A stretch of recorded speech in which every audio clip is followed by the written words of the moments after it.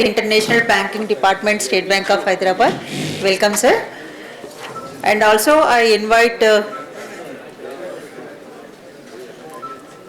Shri Bhujangarao M, Team Leader, Project Monitoring Unit AIFTS, NAPCONS NABAR, to please come on to the stage.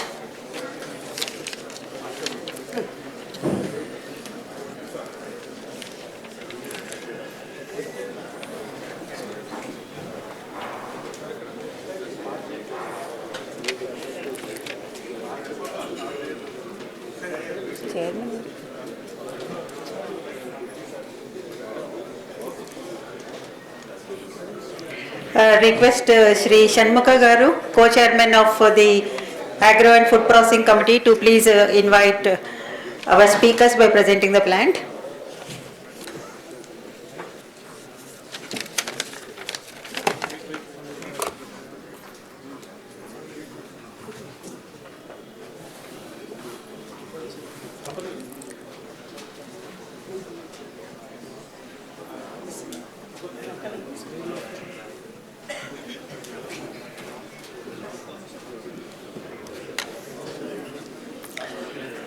To Shri P. Sambat Kumar and also to Shri Bhujangarao Garu.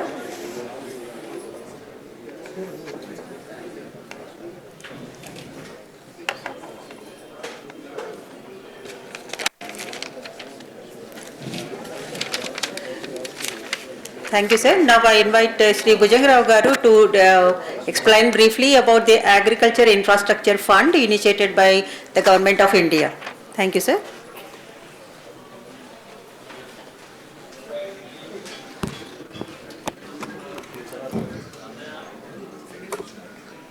Thank you, madam. I think now this immediate session, I think all the people should join. Meanwhile, we will ఇప్పటిదాకా మనం అందరం export గురించి అసలు దాని importance గురించి విన్నాం. కానీ దానిలో every speaker has stressed 2-3 aspects. One is quality of the produce and రైతుకి మంచి గిట్టుబాటు ధర రావటం, క్వాలిటీ అండ్ ఎక్స్పోర్ట్ పొటెన్షియల్ అనేది 3 ముఖ్యమైన అంశాలు చెప్పారు. ఈ మూడిట్లో కూడా మనకి కామన్ ఒక ఇంపార్టెంట్ ఐటమ్ ఏంటంటే ఇన్ఫ్రాస్ట్రక్చర్. మన ప్రొడ్యూస్ కానీ మన రైతులు కానీ ఇప్పటిదాకా ఎందుకని ది ఎక్స్పోర్ట్ మార్కెట్ ఎందుకు క్యాచ్ చేయలేకపోతున్నాం అనేది మనం చూస్తే మనకున్నటువంటి ఇన్ఫ్రాస్ట్రక్చర్. సో ఈ ఇన్ఫ్రాస్ట్రక్చర్లో అంతకుముందు అంతా కూడా మనం ఇండస్ట్రీ అనుకుంటే అగ్రికల్చరు అగ్రో ప్రాసెసింగ్ అని అసలు మనం ఇండస్ట్రీ కింద ట్రీట్ చేయాల. ఓన్లీ మనం ఎంతవరకు అంటే ప్రొడక్షను అంతే, అంతవరకు చేయటం ఆపేయటం. ఆ తర్వాత అది లోకల్ కన్జంప్షన్ అని ఉంటే ఏదో ఎక్స్పోర్టర్స్ కొద్దిగా మినిమం ఎక్స్పోర్ట్స్ వెళ్ళటం జరుగుతూ ఉంది. కానీ ఇప్పుడు గవర్నమెంట్ రియలైజ్ అయ్యి ఎట్లయితే అంతకుముందు ఇండస్ట్రీకి ఎట్లయితే ఇంపార్టెన్స్ ఒక స్టేటస్ ఇచ్చి దానికి కొన్ని కన్సెషన్స్ ఇవ్వటం జరిగిందో అదే ఒక హోదా అగ్రికల్చర్ సెక్టర్ కూడా తీసుకొస్తే తప్పితే మనం ఎక్స్పోర్ట్ చేయలేమనేది రియలైజ్ అయ్యి చాలా స్కీమ్ ఇట్లాంటి మన అపెడా లాంటి సంస్థలు, అపెడా లాంటి సంస్థలు వచ్చి కూడా చాలా కాలం అయింది. ఎస్పెషలీ ఫైనాన్స్ సెక్టర్లో 2020లో అగ్రికల్చర్ ఇన్ఫ్రాస్ట్రక్చర్ ఫండ్ అనే స్కీమ్ ఒకటి తీసుకొచ్చింది. ఈ స్కీమ్ తీసుకోవడానికి ఉద్దేశం కూడా ఏంటంటే అంతకుముందు బ్యాంక్స్ ఫుడ్ ప్రాసెసింగ్ కానీ అగ్రికల్చర్ సెక్టర్లో ఫైనాన్స్ చేయడానికి వెనకాడుతున్నాయి. ఎందుకంటే because of the risk angle. ఈ రిస్క్ యాంగిల్ మిటిగేట్ చేయడం కోసం government has come out with a CGTSME scheme first time for agriculture sector. నేను బ్యాంకులో దాదాపు ఒక 40 ఏళ్ల పాటు బ్యాంకులో పనిచేశాను. అఫ్కోర్స్ నా background is also agriculture, studied agriculture and joined as a banking career as agriculture officer and grown with the bank and retired as a lead district manager. నా 40 ఏళ్ళ సర్వీస్లో కూడా నేను ఎప్పుడు అనుకునేవాడిని, ఇండస్ట్రీకి సీజీటీఎస్ఎంఈ కవర్ ఉంది, 2 కోట్ల దాకా మీరు సెక్యూరిటీ తీసుకోకూడదు, 2 కోట్ల వరకు government is going to give a guarantee అని అందరం ప్రతి స్కీమ్లో కూడా అది ఒక అట్రాక్షన్ కింద ఉండేది. నేననే వాళ్ళు మరి పాపం వ్యవసాయంలో వాళ్ళకేం చేశారు, 1 లక్ష రూపాయలు దాటితే సెక్యూరిటీ ఉండాలి వ్యవసాయంలో. కాబట్టి ఫస్ట్ టైం 2020లో came with a scheme, agri infrastructure fund scheme, agri infrastructure fund with an aim to facilitate financing of agro processing and agriculture infrastructure. ఈ స్కీమ్ గురించి మనం తెలుసుకుందాం, ఎందుకంటే ఇది latest scheme. So I am the nodal officer for implementation of this scheme at state level. స్టేట్లో మన agriculture department is the nodal central nodal agency for implementation of the scheme. And I am the project monitoring unit team leader.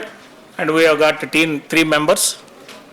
We will work on behalf of now actually NABARD subsidiary అయినటువంటి NABCONS is performing the role of the project monitoring unit, and we are ready to assist. మీరు ఈ ఇందాక మనం అనుకున్న వాళ్ళందరూ కూడా infrastructure facilities, testing facilities, తర్వాత export oriented products కావాలని అంటున్నారు. అన్నిటికీ కూడా ఇన్ఫ్రాస్ట్రక్చర్ అవసరం. ఇన్ఫ్రాస్ట్రక్చర్ కావాలంటే ఇన్వెస్ట్మెంట్ అవసరం, ఇన్వెస్ట్మెంట్ కావాలంటే బ్యాంక్ సపోర్ట్ అవసరం. సో వీటన్నిటికీ కూడా ఒక రకమైనటువంటి పరిష్కార మార్గం ఈ అగ్రి ఇన్ఫ్రాస్ట్రక్చర్ స్కీమ్. అసలు ఈ స్కీమ్ ఏంటి, ఎందుకంటే చాలామందికి తెలియదు ఈ స్కీమ్ గురించి. ఈ స్కీమ్ ఏంటి, ఉన్న బెనిఫిట్స్ ఏంటి, హౌ టు యూటిలైజ్ అనేది చూద్దాం with specific reference to Telangana. సరే ఒకసారి పీపీటీ.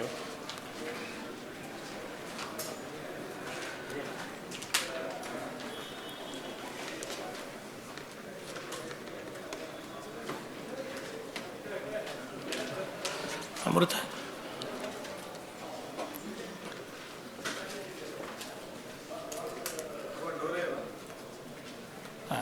నెక్స్ట్.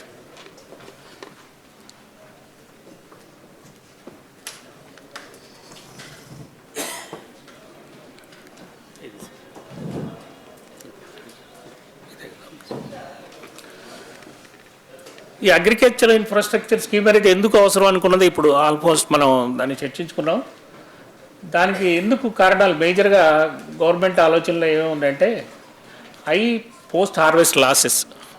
దాదాపు మనందరికీ తెలుసు 30% ఓవరాల్గా డిఫరెంట్ వాల్యూ చైన్లో లాస్ జరుగుతుంది అనేది మనందరికీ నార్మల్గా చెప్పుకునే 30%.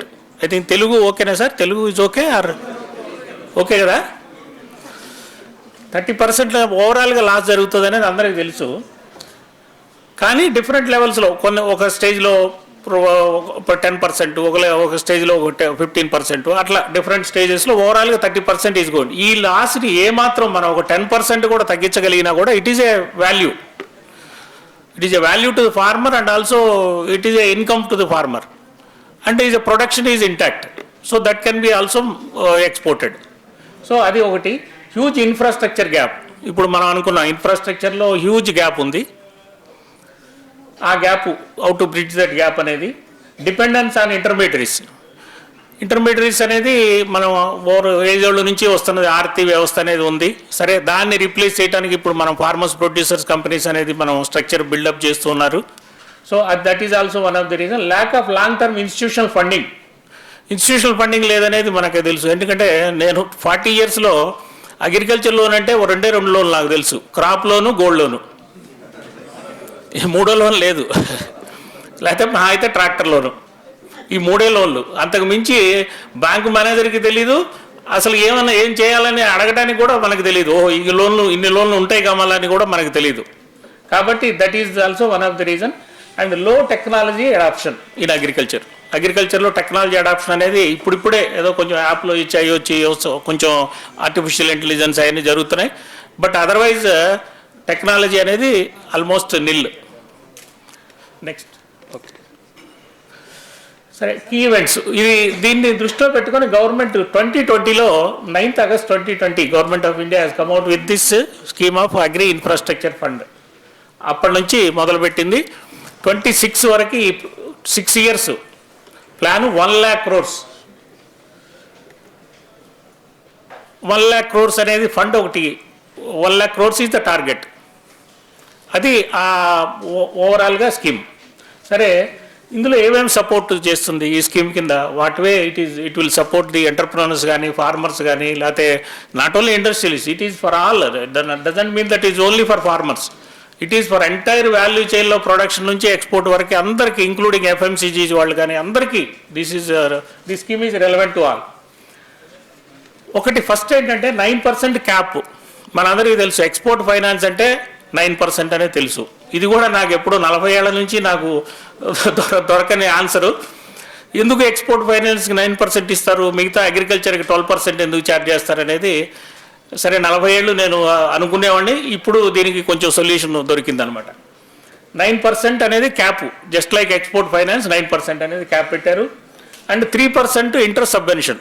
ఈ స్కీమ్లో 3% interest subvention and up to 2 crores వరకే ఇచ్చారు. ఆఫ్ కోర్స్ 2 crores అనేది ఒక పెద్ద amount, it is not a small amount. 2 crores వరకు 3% ఇంట్రెస్ట్ సబ్వెన్షను అండ్ 7 years అనేది పీరియడ్ పెట్టారు. So this is the main crux of the benefit. ఇందులో ఏంటంటే 3% అంటే ఏంటంటే చూద్దాం. 9 - 3 6%. 6% అంటే ₹1 వడ్డీ, 50 పైసా interest. This is what is the scheme అనమాట. సరే, నెక్స్ట్ CGTSMEలో అప్ టు 2 crores అనుకున్నాం. సరే, ఆల్ ఇండస్ట్రీ ఎట్లానో దీనికి కూడా they extended 2 crores CGTSME to agriculture infrastructure సెక్టర్లో వాళ్ళకు కూడా ఎక్స్టెండ్ చేశారు. This is also one of the good sign. And now industry ఇప్పుడు 5 crores చేశారు వెరీ రీసెంట్గా. ఇండస్ట్రీలో CGTSME cover is extended up to 5 crores. Let us see whether they will extend up to 2 5 కూడా చేస్తారా, లేదంటే ఓకే ఇది continue చేస్తారా అనేది మనం చూద్దాం. Or industry associations like FTCCI should take up. allowed to dovetail with several schemes. ఇందులో ఇంకొక బ్యూటీ ఏంటంటే this is a only interest subvention scheme. అంటే ఇంట్రెస్ట్ కన్సెషన్ మాత్రమే ఈ స్కీమ్లో ఉంది అండ్ CGTSME కవర్ ఉంది. మిగతా ఆల్రెడీ ఎగ్జిస్టింగ్ సబ్సిడీ ఏవైతే మనం ఉన్నాయో స్కీమ్స్లో, ఆ స్కీమ్స్లో ఉన్నటువంటి అన్ని బెనిఫిట్స్ మనం అవైల్ చేసుకోవచ్చు. Plus this 3% interest subvention also we can avail. అంటే ఏంటంటే ఉన్న subsidy scheme, for example agri market ఇన్ఫ్రాస్ట్రక్చర్లో గోడౌన్లు ఉన్నాయి. గోడౌన్ కట్టుకుంటుంటే గోడౌన్లో వచ్చే 25% 35% సబ్సిడీ వస్తుంది, ప్లస్ 3% ఇంట్రెస్ట్ సబ్వెన్షన్ వస్తుంది అనమాట. అంటే ఆల్మోస్ట్ హాఫ్ రూపీ ఇంట్రెస్ట్లో మనకి ఫైనాన్స్ దొరుకుతుంది. తర్వాత up to 25 projects at different locations, 2 crores per project. తప్ప మనం ఆల్ ఇండియా లెవెల్లో ఏదైనా ఒక పెద్ద కంపెనీ వచ్చి ఆల్ ఇండియా లెవెల్లో they want to come up with some infrastructure support. 25 unitsలో 25 into 2 crores అంటే 50 crores దాకా ఒక్క firm can start the investment. So that facility also they were ఒక బిగ్ ప్లేయర్ వచ్చి డిఫరెంట్ లొకేషన్స్లో గోడౌన్స్ కట్టాలనుకుంటే ఈ can construct the godowns. Cold storage కట్టాలనుకుంటే, మిల్స్ కట్టాలంటే కొట్టచ్చు. So this is the overall scheme అనమాట. సరే, what are all the eligible activities? Eligible activities ఇందాక మనం ఇంతకుముందు చెప్పుకున్న అన్నీ ఉన్నాయి ఇందులో. What is required for export and to reduce the losses, these 2 main things. And third item is primary processing which needs to be done at ప్రైమరీగా farmer లెవెల్లో నుంచి ప్రైమరీ ప్రాసెసింగ్ ఏవైతే eligible, all things are eligible. For example will see storage అనేది main, storage, warehouse, silos, cold storage, packing house, ripening chambers, primary processing centres, cleaning, drying, sorting, supply chain with marketing, solar panel. These are all the post harvest management లెవెల్లో చేయాల్సినటువంటి యాక్టివిటీస్కి ఏ విధమైనటువంటి finance కావాలన్నా are equipment కానీ వాటి తలుపున infrastructure, this is eligible. Then community farming assets. దీని తర్వాత కొంచెం టెక్నాలజీ ఇక్కడ చూడండి. Smart precision agriculture, input production అంటే seed processing, tissue culture, nursery. ఇందాక మనం అనుకున్నాం unless there is a nursery, good nursery లేనిది we cannot get a quality produce.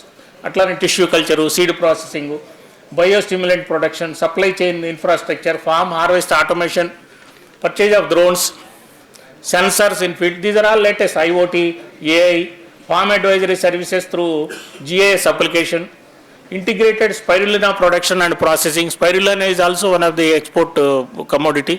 Spirulina, tarvata sericulture processing, honey processing, plant quarantine unit. These are all the things.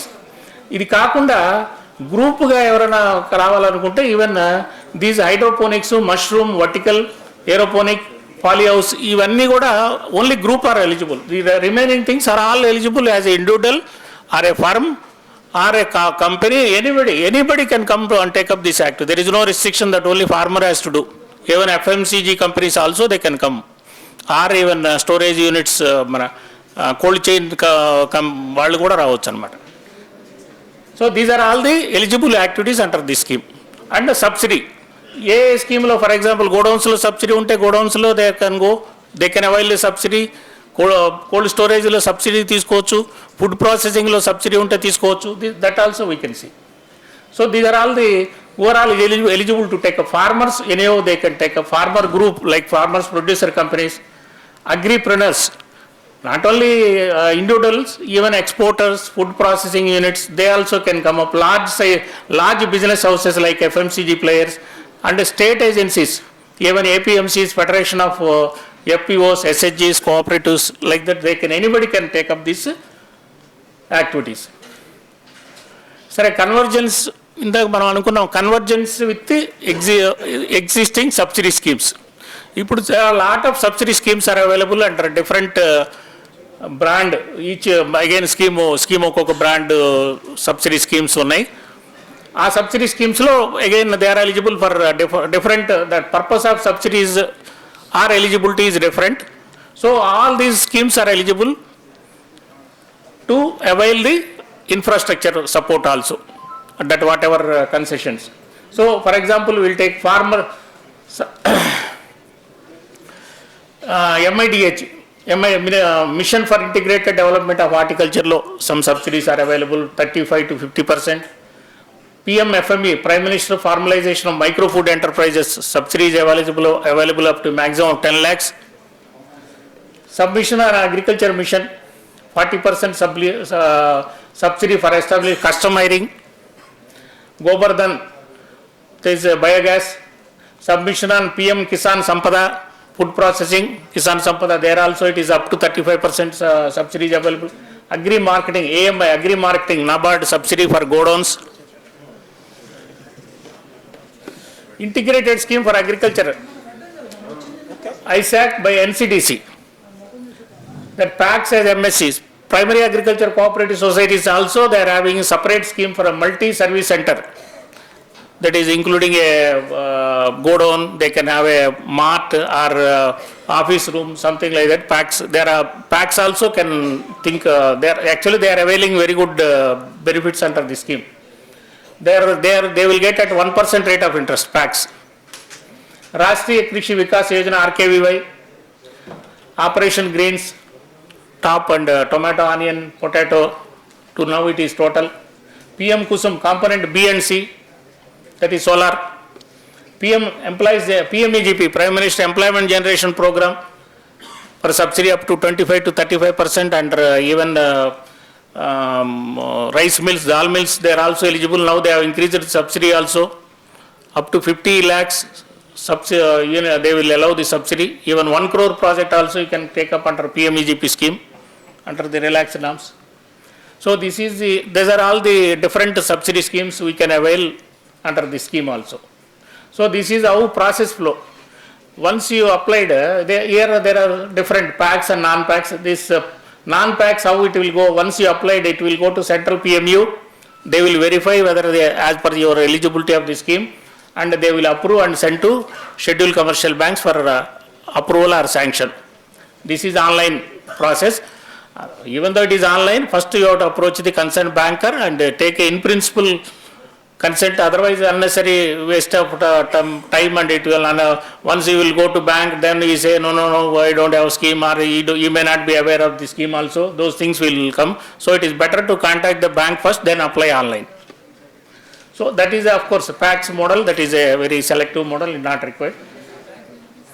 Myths about AF. Some of the myths are even loans above 2 crores are not eligible. Here even above 2 lakhs also scheme is eligible, but concessions are restricted to up to 2 crores. Repayment period should be less than 7 years. Repayment period can be more than 7 years also, but concession will be restricted to 7 years. SME projects are not eligible for AF. Any activity eligible under AF can be converged. So even SME also, if it is agriculture project, it is eligible. Project availing benefits under other schemes cannot be benefited under AF. This is also is a top-up scheme. Whatever concessions and other scheme, it can be taken up under this scheme also. Benefits of both interest subvention and credit guarantee to be availed under AF together, not required. Suppose bank you are giving security, you can avail only interest concession. That only thing is if the bank is covering under CGTSME, that amount CGTSME fees will be there. What 1.5% or 1.75%, that is reimbursable if bank is opting for CGTSME cover. If they are taking the security, the question of reimbursement will not come. So CGTSME loan is also for 50 crores per entity. The eligibility is only in case of interest subvention. Only interest subvention is available, but there is one provision is there. 25 units they can take up. It means CGTSME is not up to 50 crores. 50 crores it is restricted to 25 crores, 2 crores only. Old sanctioned eligible project cannot be covered under AF. It is if it is after 8th July 2020, even now you can cover under this scheme, provided you have to approach the banker and you have to ask that please cover my loan under Agri Infrastructure Fund scheme, so that you will get 3% interest subsidy from the 20th after that loan sanctioned after 20. For this 2 years also you will get interest concession. FPOs are not eligible for FPs. FPs are eligible under CGTSME, but their coverage they are covering under different, which is coverage is given by the NABARD. FPOs are also eligible under this scheme, and even the security without security up to 2 crores. So progress under this is the up to whatever already it is 2020 it started, almost 2.5 years. What is the progress at national level? This is the progress at national level. Out of 1 lakh crore, so far amount sanctioned is around 20 lakh crores. Means another 80 lakh crores it is yet to be disbursed, and the time left is another 3 years. Up to 26 this scheme will continue.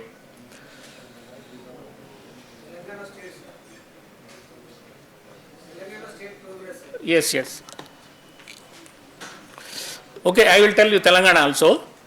Telangana, you are aware that state government it is implementing through agriculture department. State agriculture department is the nodal officer, and so far we have grounded 1,000 crores. 1,000 crores is the sanctions, and the target for overall target is 3,075 crores for 6 years. 6 years 26. So far we have availed up to 1,000 crores. It doesn't mean that even if it is crossed 3,000 crores also, doesn't mean that the government is ready to give the concession, but our target is around 3,000 crores, 3,075 crores by 2026. So far we have got 1,000 crores we have sanctioned. And what are all the eligible activities? These are all the eligible activities. Mostly whatever all the in Telangana, major is the godowns, rice mills, and cold storages in some selected districts, food processing and customiring. These 5 are the major preferred activities under this scheme. So this is the, as far as Telangana is concerned, and under each crop, for example, cereals is there. Cereal means paddy. Paddy, you can avail the rice mill, but here what is our observation is now many of the fortified rice mills are coming. As of now, fortified rice is not covered under this scheme. So fortified rice is a secondary processing. Why it is not covered means secondary processing, fortified rice. Another is boiled rice. It will also not cover. But what we are suggesting is whenever that secondary processing is also involved in the machinery, we are suggesting the bankers to take up a different sanctions, 2 sanctions differently. Primary processing, this much. Suppose, for example, 4 crores fortified rice mill is there. What we are suggesting is primary processing for paddy, 2 crores. So you can cover under to that extent under this Agri Infrastructure Fund scheme. And second part of that secondary processing, that banker will charge his normal rate of interest and without concessions. So that way we can avail both the benefits even in case of secondary processing is also. As per the rule, secondary processing is not involved in the Agri infrastructure fund scheme. Which banks are implementing? Which one, sir? Banks, of course, as you are aware that State Bank is the leader. So far out of 1,000 crores in Telangana, 200 crores are share is by SBI.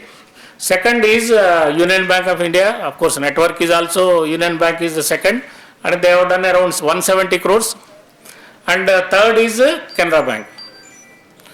And of course, PACs, that is their DCCBs will do for PACs, exclusive only for PACs they are doing, they are not doing any individual. And recently, we have, even the HDFC is also very active under this scheme. Even HDFC is even, in fact, they are very proactive. So you can, these 4 banks you can depend. And any issue regarding the banks or any clarifications, because many branch manager level you may not get a proper response. So because normally these all these loans are above 1 crore. Any small even godown or that is costs more than 1 crore.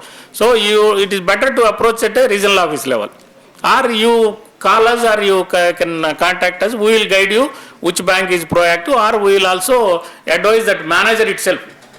Sometimes manager may not be aware of this scheme itself that is there, and we are actually project monitoring unit is, our job is to create awareness among the bankers. That is our major job. And second is to the, of course, all the entrepreneurs and farmers in the scheme and FPOs especially. So those are, this is the job, and this is the second role. And the third role is, of course, liaising with the concerned agencies and all. NABARD is coordinating all these activities, or only the... Actually, NABCONS is a subsidiary of NABARD, sir. This is the project monitoring unit, is the project monitoring unit of this state level. Every state they have got one project monitoring unit. Agencies అండి, ఇది మీకు చెప్తాను, ఇది చూద్దాం. Just now I will, ఇది 1 lakh crores overall all India లెవెల్లో 3,075 crores for Telangana allotment. ఓవరాల్గా central government has allotted 3,075 crores, out of which we have done 1,000 crores. So far what is the progress అంటే 1720 applications received, around 1,000 applications are successful. అంటే ఒక 700 is the rejection, అంటే 50-50 we can take. Project sanctioned, that is 1,200, out of 1,700లో 1,200 అంటే 500 applications reject అయినాయి అనమాట. Crores 964 is the sanction. District wise చూసుకుంటే మనకి Nizamabad is now top, followed by Kamareddy and Jagityal. So these 3 districts they are having the major share. And beneficiary wise చూస్తే, of course, definitely agri entrepreneurs or agri they are the number 1 position. Next PACs, తర్వాత farmers. So this is what we just banks గురించి మనం అడిగారు కదా. 200 crores State Bank of India, Union Bank 171, Canara 137, HDFC is also more than 100 crores. So this is the overall application status is 1,200 applications and 964 crores is the amount. So this is the, of course, this up to 2023 we have reached the target given by the central government. This is the target for the next year. 600 crores is the target, and this I think, of course, this is now just we started April. This is the, what is the potential available, 59 lakh cultivators, farmers, producer company, not even 100, that is I think 200, 300 is there as of now. But of course, not all active, but at least 100 plus they can become eligible for to avail the scheme under the, and they can go for infrastructure activities. 700, 800 PACs are also there, that is there, and so far around 400 PACs they avail this facility. This is the cultivation area of cereals, pulses, oil seeds, fruits, vegetables and spices. This is all India level potential. Sir, this is the seed processing. Another area is this is the more potential is there is a good potential under Telangana for seed processing units also. This is also eligible under Agri Infrastructure Fund scheme. Cleaning, size, density, treating. These are all primary processing. It will come. So seed processing units are eligible under this scheme. So cereals, maize, these are all primary processing, de-husking, milling, sorting, warehouse, packing, transportation, all at milling, primary mill, rice mill level, whatever is doing done is eligible, both cereals and maize. Pulses also similar way, dal mill that is eligible. Millets also, millet processing now that de-husking and all it is eligible. Oil seeds, de-husking, winnowing, extraction, packing. Oil extraction is also eligible under oil seeds. Chilies also, that powder, fine milling, sieving, packing, that is all chilies primary level it is eligible. Cotton, ginning mills are eligible. Cotton ginning, pressing and baling, not spinning. Spinning is not eligible, but up to pressing and linting is eligible. Sugar cane, crystal formation, jaggery, drying, storage, to that extent it is eligible. So this is the plan, target, of course, this is what is the coordination, different, this one. Identification of eligible beneficiaries from different schemes, convergence with the schemes and awareness creation. This is the district level also, even district agriculture officer, NABARD district development manager will be there for each district or jointly for one or two district put together one person will be there. He is the nodal officer for at district level. And agriculture officer also are supposed to be the know about this scheme, but I don't think they may be having. But you can contact us. Our numbers I will give. DDM is the NABARD at the district level. No other. District level means. Banks are not promoting. Now there is a differently, sir. Awareness is there at top level and middle level, not at regional office level it is there, sir. Up to regional office it is there. Branch manager may not be. That is agree. Where that is why you better to approach the regional office of the concerned bank, or you can call us. We will also guide. But bank asked them to give a awareness program. There, sir. Department of Financial Services, we pull the chairman of bank, not the manager. That is the issue. So this is the portal, sir, agriinfra.dac.gov.in. Under this portal, lot of project reports are also available. If you go through the portal, already prepared project reports are available with subsidy, without subsidy. Model reports are available. You can just go through whatever. Suppose you are interested in just browsing purpose also, you can go through and you can apply online. And it is an online application process, but processing is done by the bank at manual level, their own level. This is only a portal for application and release of inter-subvention also. So this is all India level Ministry of Agriculture and Farmers Welfare, and state level it is a Department of Agriculture and Cooperation.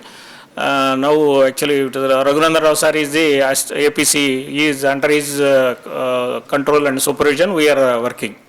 And suppose if any of your organizations or FPOs or even district level associations are there, if you want any program, suppose only we can come, no issue, but people, bringing the people is the issue. So anyone organizing any type of meeting, suppose in this meeting we came voluntarily, and then madam included as our name. So then like that, if you also want a district level awareness program, we are ready to do, and you can invite us, and we will give our my mail ID and this one also, sir, phone number you can note down, 98492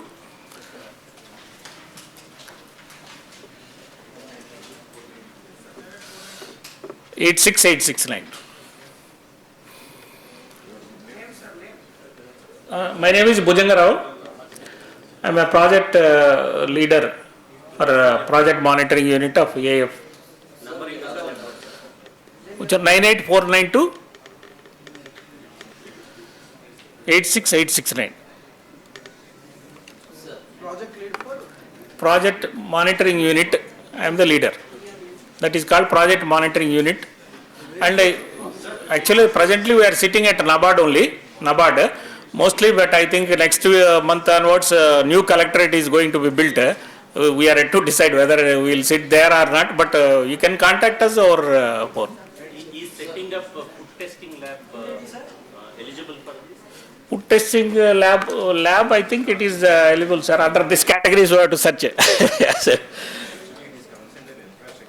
It comes to the infrastructure, right? Testing infrastructure, it is there somewhere. It's already there, sir, testing. Go to the first plate. First part it is there. Yes. It is there. Lot of many actually technology oriented schemes are many are there, but normally it will not. Drone technology, GS application, so many things which we are not so far not aware. Also there. So definitely, I think agri related testing also it will be there. Because many agri startups are coming. Yes, sir. They have a opportunity to. Agri startups again, it has to fit in this list, sir. Suppose they will be doing so many different areas. Na? If it is fitting in this scheme, they can come. And HDFC is also having a separate scheme. State Bank of India has come out with a startup scheme separately. Those also, that is also you can avail. But normally I say banks are averse to startups. That is overall it is there because of the risk element. That also we should understand. And if we can provide a collateral security or anything is there, that thing they will take up. If Many startups they have started the drones to spread yes, sir. the pesticide and other. Correct. Drones now eligible because even drones now banks are coming forward to give the drone finance up to 4-5 lakhs. It is scheme is there. That is there, sir. So,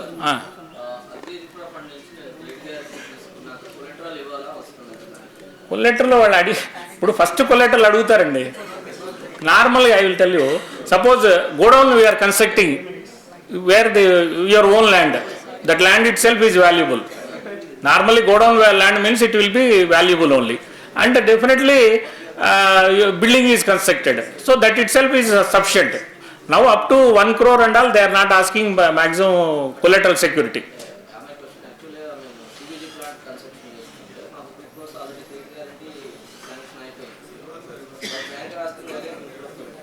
Collateral, that is issue to be discussed. Suppose if that bank is not willing, you can approach another bank. Maximum up to 1 crore normally they are not insisting for collateral sector, especially godowns and rice mills. Already you are having dealings, definitely they are not insisting. Then you can approach, and you can alternatively you can approach the other banks also. Yes, that is what IOB is a small bank. Okay, na sir? Right, thank you very much. Especially I thank madam for giving this opportunity. Thank you, madam. AIF Telangana, AIF Telangana at gmail.com.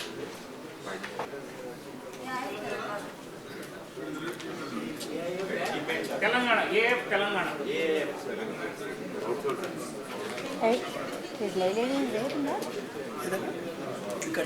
So we will share the presentations of all the speakers to the registered participants. So if you have any queries, you please mail them, contact them, and then get the doubts cleared, because we are running late.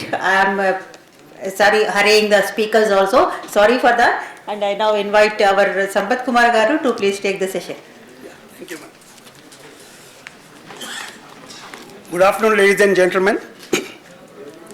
Of course, I will be there with you for about 20 minutes only, cutting short. But anyway, you have been a witness to the deliberations going on so far. The dignitary spoke about how is our food production in APL as well as country. It's doing very well. So you know that you could have perceived that we are surplus in food production or produce, whatever it is. But when it comes to the other part of it, we are not that very good in value adding it. Food processing, we were lagging behind. Even the small countries like Brazil and Israel, they are doing much better. 70% if they are doing, we are only at 10%. But for that purpose, what Mr. Bhujangarao has given you about the infrastructure fund, 1 lakh crores is not a joke, very good amount that has been sanctioned by the Prime Minister, realizing all this importance of the processed food. So now you are having the produce as well as the processed food. Both are with you. Now you have to export it. Now what I am telling. So far what has happened is you have got the product to sell or export. I don't say, I'm not talking about the domestic business. It's about export. So now we have to export means, let me just have a feel of this gathering here. How many of you are totally new to the export? If so many people are new, probably I have to structure my speech in such a manner that I should take care of those people who really, why you could not enter in this field also. Many people when I questioned, they said, no, we did not get confidence, sir. They got training, they entered in so many programs, but still say, we are not having that confidence to start or step into it. Because it involves money, no? You have to invest thousands or lakhs only. Don't talk about thousands here. So even a small consignment of onions by container also about $5,000. So 4 lakhs rupees. So anything in lakhs only, the money is at stake. The money is at stake. How to protect them? Unless you understand clearly, the intricacies involved in the processing of an export. You have a product, so many products are there, engineering product, this product, no food products are given to you. And that is what we are in surplus and we want to export. So you need to have a confidence building. So how do you get confidence? Unless you know the procedures. So what is the procedure involved? Is it so simple like a domestic sale, paying GST and getting out? No, it's very intricate in the sense you need to know about who are the institutions you have to work with and what are the regulations you need to follow, what are the documentation procedures, because elsewhere in the world, especially the Western world, they are very thorough in this. They have been, if you see that they export anything, everything is perfect, they get their payment. But many of the Indians report, sir, I did that fellow, I did not pay. Where you went wrong then? Did you not understand? At the time of entering into the contract, you may make mistakes while not knowing the rules. It may be not that I don't say that somebody deliberate, your money is at stake, and there are some organizations, the head of that personally cannot be able to, critically overly, really what has happened is in the best interest of our company. Somebody at the finance department or somebody does it, and the overall person who is in charge, whose money at stake, should be able to properly see things are going well or not. So to understand this, I give a few points only because of the limited time. And if you still want to know something, I leave my number and my email. From anywhere, any part of this Telangana or whatever place you are staying, just drop an email. I want to know something about this. This is in my mind, get it cleared. Then only I'll get confidence. See, not exactly the procedure. Something comes to your mind. Arey, that fellow, if he doesn't pay, what will happen to me? So many types of, contracts are, you are establishing a contract. First of all, you could get a buyer overseas, but that buyer says, I will pay by TT. What does he mean by TT? You don't understand. Oh, payment aa raha TT se. TT se kya aata? 15% he pays in advance. The rest 85%, just leave it. What will happen? If you get paid, it's okay. Otherwise, you are finished. So should you dispatch document directly to him? Or should you send it through your banker? And do you understand critically what is a transport document? Who is the consignee? Who is the notified party? All this if you don't know, still you are making, because many people got into problem who come to me later on and say, sir, I lost my 3 crores, I lost my 2 crores, and this is stuck up. I did not follow the RBI regulation. Now they are putting me in a caution list. How to come out of that? So all these are also equally important because you have come to a stage that product is available to you, whether it is processed or produced, whatever you call it, we have surplus. And value adding also, the scheme helps you a lot. So I try to understand in brief. I would like not to take much time for you. Just I'll tell you what are the things that are involved in you start your own exports. You need to select the product. So which type of product you will select? Just a rice, any masuri rice and all that, the margin will be really very low, but volumes may be high, you may be able to make it.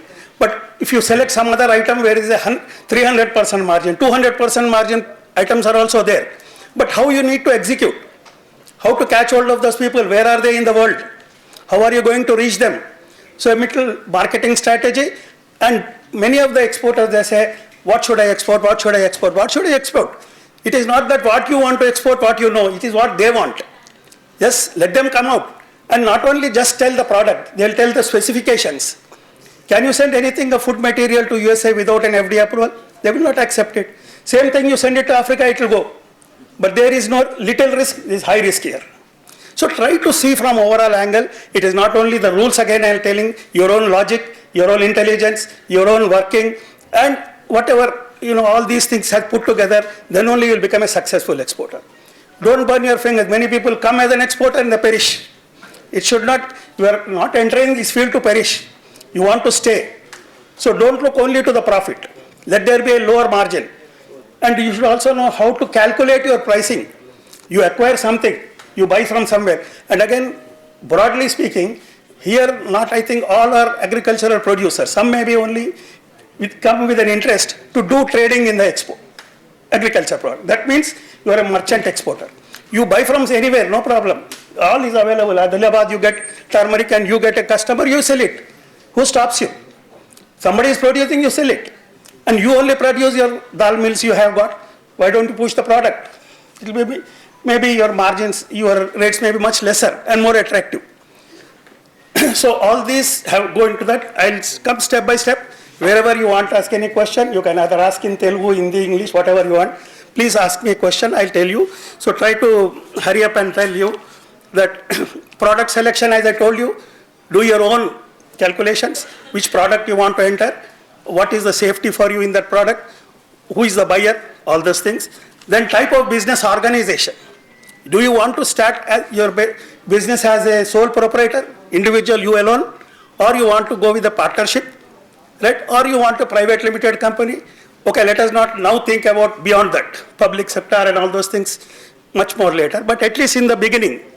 But if you start as a sole proprietor, you can convert into a partnership or also a private limited company. So your CA will help you in understanding what are your statutory obligations in such a case, whether reporting if you miss what will happen, so that you can understand. Just engage a chartered accountant who is in this field, he can explain you, come out with a business organization.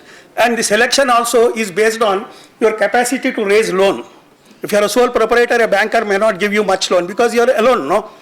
Suppose it's a private limited company, you are registered with the register of companies, you are there. So higher limits or powers are given to the branch manager level at different levels. So you can bargain. Suppose there are some entrepreneurs who have enough money, they don't want to have 20, 30 lakhs is with them. So that means enough, I will do on one container, let him, he can start his sole proprietor. But also if he is a sole proprietor, the buyer also may think twice. Oh, this fellow alone, how does he do this? If he suppose he stops his business, what will happen to me? So all those things are keeping in mind, select your organization, which type of organization.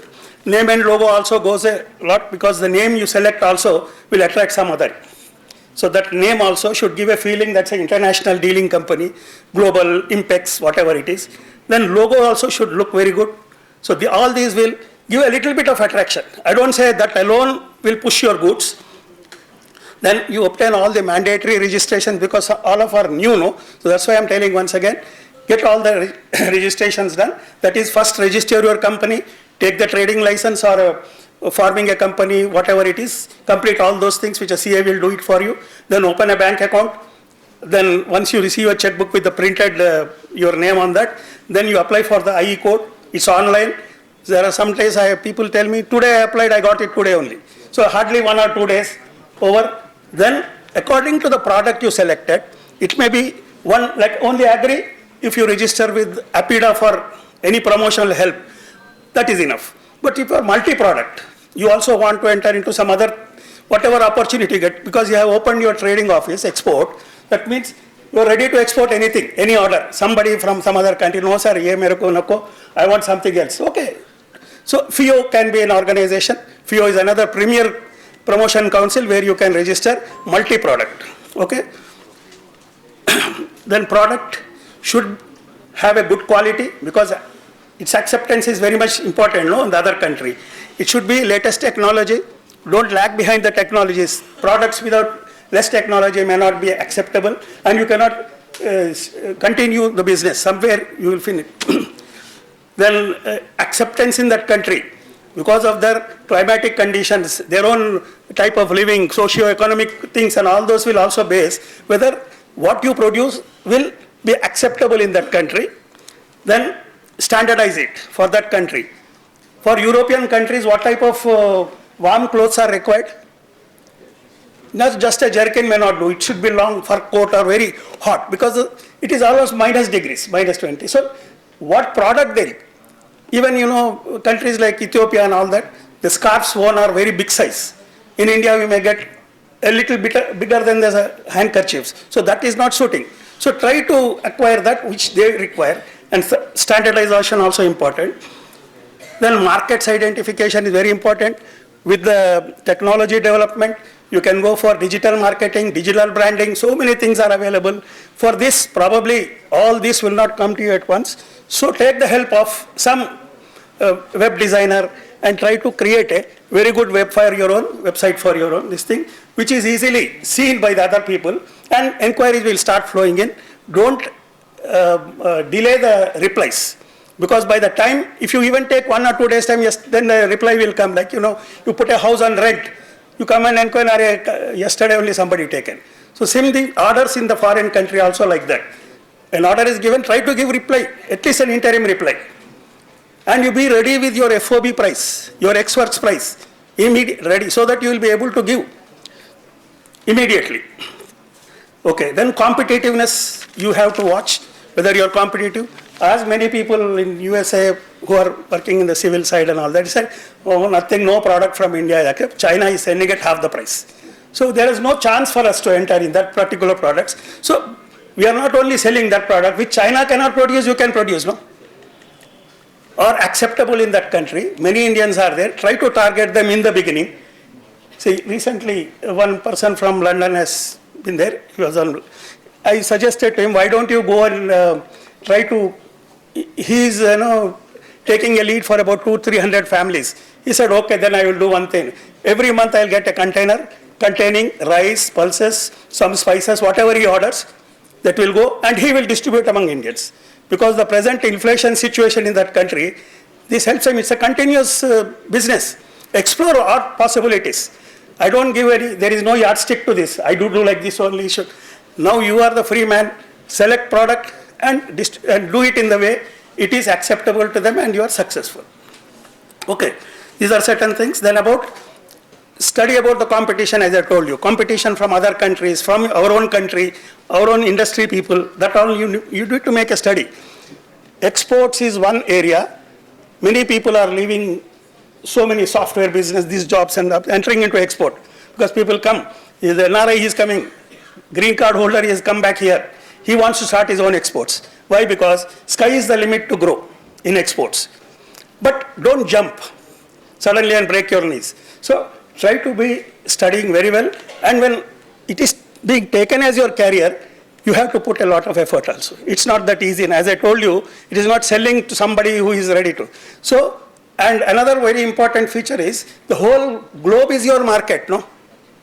If it's a domestic market, you have to sell in Bombay, Delhi, whichever nook and corner, the price difference will be hardly very marginal, which you may not be satisfied. One fellow, a 1 rupee capsule sells to Tanzania at 10 rupees. What is his percentage of profit? 1000%. 1 rupee if he sells at 2 also okay, because those are some countries. I am talking this about 15-20 years back. So a pharmaceutical company, even if the payment doesn't come, he doesn't bother because already made 1000% profit on this thing. So you need to make a study, continuous study, and then select the clients properly. Mode of operation, as I told you, you can be either a merchant, that is you buy from wherever you can source, and with very, very good negotiation. Sometimes, let us say your foreign buyer is ready to pay you after 15 days, take a 30 days credit from him, the product, so that you have enough time to pay it off. So mostly these food and food products and all that, they're all cash. So nobody will give you on rent. But you try to explore. Who knows? Your own relation may be having a mill who is running. Because of he believes you, he may give you at a 20 days credit. So try to sell it and then pay it off. So you can enter into this field. There is no problem at all. But how you manage things is very important. Work out. So marketing strategies you have to adopt. Latest technologies are available. Website is very good, one of the source. Attend, one of my friend is here who said, my success is on account of I meet people. So wherever there is a trade fair, wherever there is an exhibition, he tries to move out. And he doesn't mind spending 30,000-40,000 because this money is like an investment in the business. And to start a business, how much you would like to have, how much is required? Even 50,000 is just enough to start, become an exporter. You don't have to spend anything, but thereafter it comes. How you work out is important. What are your strategies? How you want to do? Yes, it can be done. It can be definitely done. So take a step forward and do it. But don't overdo it, like overconfidence and all, don't do. But work out. And that strategy, don't simply follow others. You tell what is the rule and all that rule, you see the rule and then do it. Then choose the right authorized dealer. Who can do the foreign exchange business? With whom you are going to do? Because the government says money cannot come for the goods exported directly in any other form. It's treated as hawala then. It should come through the banking channel. So that is only acceptable. That is as per the guidelines given by the government. You cannot violate that. It is a statutory requirement. So should select a bank in your place. Don't think it is, proximity is not important. It's just a few yards away, I can walk down to the bank. No, there are hardly 3 people sitting in the bank. Of what help is for you? Go a little further and go to a foreign exchange office where there is a department like. Some 2-3 people should be knowing foreign exchange or import-export business. So when you interact, most of the dealings are done through the bank. So his bank is your best friend. So try to, have interaction with them. Don't go at the peak hours and just disturb him. He will not be able to, he will try to avoid you. Make friendship, meet him sometime in the evening, or when he is free, you just sit, chat with him and have a cup of tea. Try to know more and more. And like that you can proceed further. You also need to know how to finalize a contract. Now you have, somebody wanted to ask and you go ahead and then finalizing a contract. That means he should place an order, no? Otherwise, where is the evidence? And what is a contract? Contract is a letter which contains all the details, who is the buyer, who is the seller, what product, what conditions, which port to which port, last date supply. All these are written in a paper which both sign, then it becomes a contract. So a contract properly done in a worded manner, it is legally enforceable. Tomorrow, somebody fails in its obligation, you can pull him to the court. The fear will be there. One fellow exported nearly crores of rupees. I asked him whether you have, and he lost the money, he did not get from China. It is a red mirchi. So he said, sir, he attended a program like this and he said, sir, what can I do? What can be done? Do you have a contract? No. Who did it? One agent came, sir. My father believed the agent blindly and nearly some crores of rupees payment is stuck up. Now, not only the money doesn't come, that is different. You are at loss, but the RBI, the government agencies will not leave you, no. You send the goods out of India. Don't think it is your own goods. Why the government is bothered? It's also the wealth of the country. The food produce, it is produced rice here, is not only our property. Arey, why are you bothered, sir? Mera gaya to $1 lakh, mera gaya. No, nothing. It's a government. It's a worth. So, follow the regulations. Who are the regulators? The trade regulator is DGFT. The foreign exchange regulator is RBI. FEMA is inducted into the public by the RBI. DGFT, directly they have own offices, will give you. So trade policy is under the Trade Act. When you say Act, it is law. It's passed by the Parliament, so it's a Trade Act. Any violation will not be changed. You cannot say plead ignorance, I don't know, sir. The latest circular I did not read. No. If you are in the export business, try to read the latest circular, the one which has come yesterday. Today also, if any circular is there, try to follow that. How do you get the latest modifications? Do you think when the policy is announced on 1st April, no, this new policy, after almost 2015 to 20 policy, 3 years there was no policy, continuing the old policy, but 1st April new policy is announced.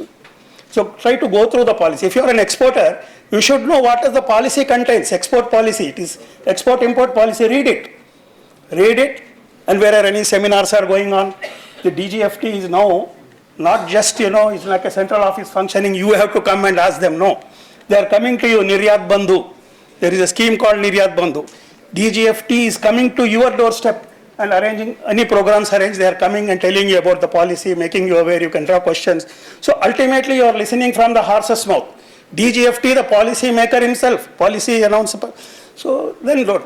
Somebody says, do it, no problem, I kara tum bhi karo. Nahi, aisa gadbad ho jata. So do as per the regulations given, printed regulations. Similarly, RBI, many people fail. RBI is what?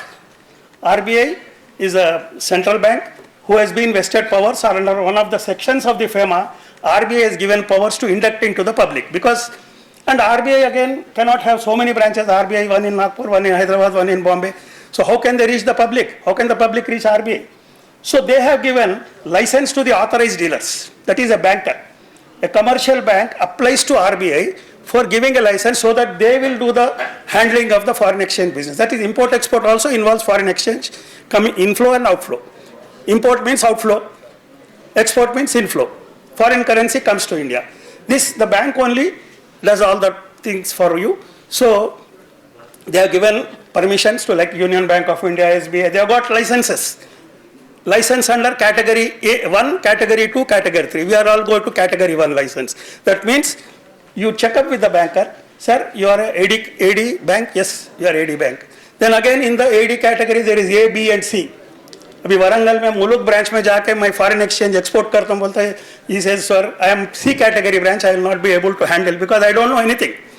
Okay, but I don't drive you away and say no we are not dealers. He is a dealer because it is SBI branch only, no. So he will collect your papers and send it to the B category branch. So try to know all these things and step into the business and attend various seminars, attend various trainings, whatever you feel like you can do that. And I don't know if I am coming with the lunch and all that, so that's why my time is almost over. But anyway, any questions I can take one or two, then I'll just announce my phone number, my WhatsApp number, anything you want, you tell me I want to know about this. Email address also I'll give you so that you can ask me. Some silly small question is stopping you to go further. So if that has to be, if I remove, probably you will have a confidence to go further. Yeah, 98496. 98496 94935. And email also you can take because 98496 94935. Yeah.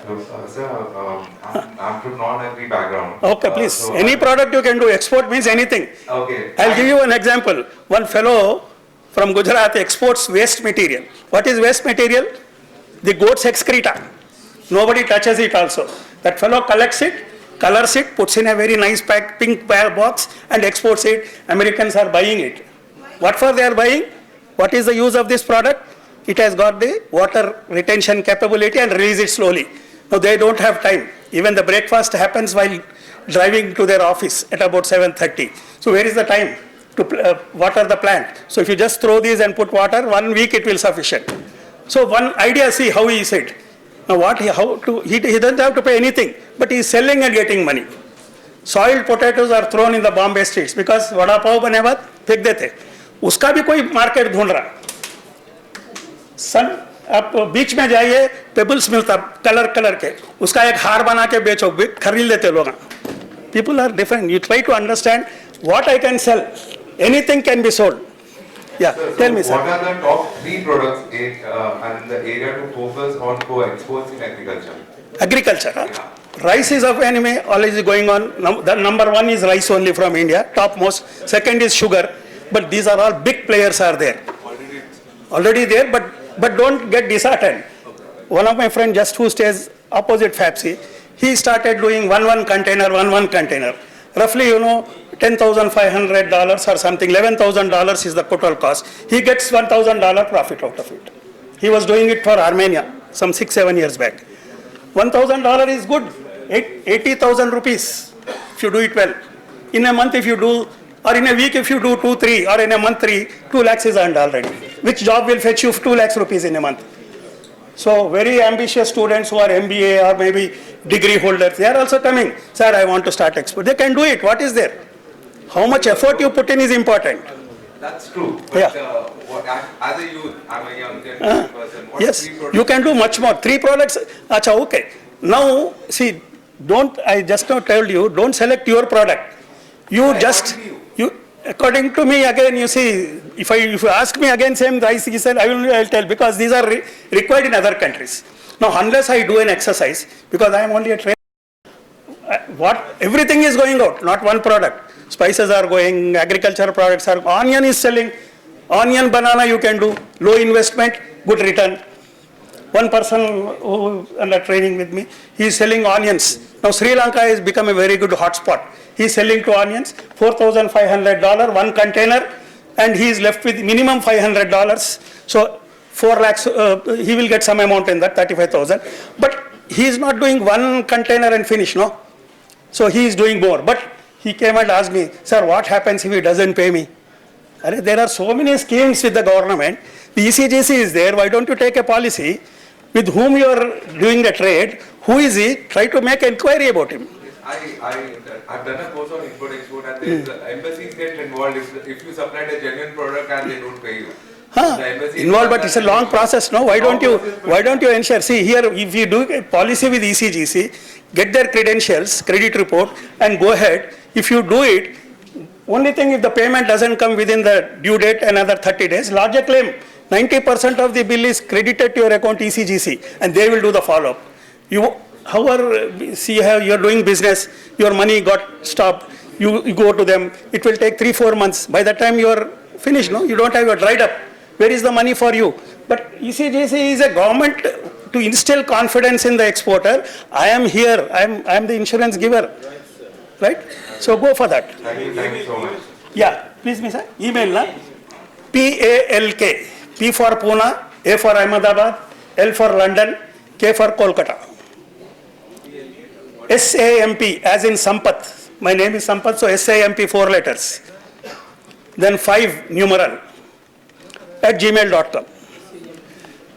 Anybody, any interest to do exports, what is in your mind, what exactly you want clarification, just send me a mail or WhatsApp message. But don't try to call me because I am here, then I am attending some trainings here and there. Probably if I don't feel, you also feel bad. What is this? He gave me the number but not lifting the phone. Right? Right. Thank you. So I think my time is also over. Let us meet sometime later. Thank you.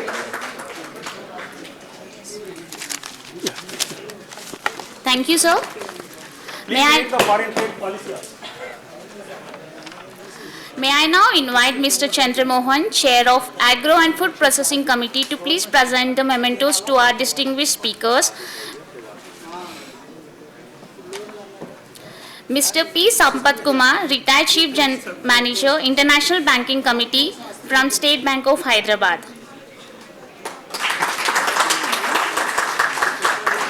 I also invite Mr.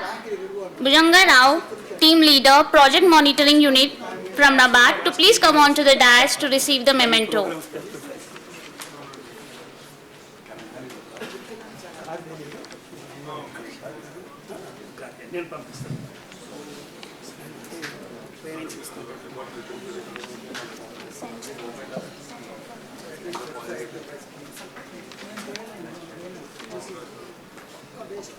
Thank you, sir.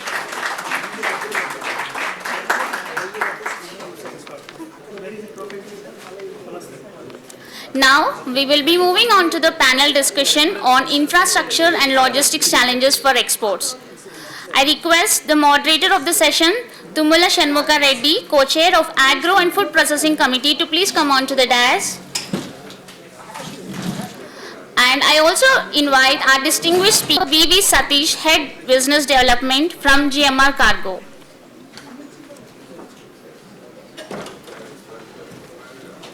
One small announcement, please. See, the institute, that is a Trade Promotion Corporation, they are ready to help you in whatever matter you regarding exports of agri products and all that. So our MD was also just here. I just want to pass on this number also with you. You can just mail to him or talk to. So the contact person is Geeta, Mrs. Geeta. So phone number is 9859 191912. 191912. 12. I am repeating once again, 9859 191912. Mrs. Geeta. And mail address also, kindly note down, Geeta, GEEGEETA, MTP, @ TSTPC. Telangana State Trade Promotion Corporation .org. Madam is here. So anything that you want to make a representation, MD was just here. So they would like to attend to whatever your requirements are there. Yeah. Geeta, GEETA, MTP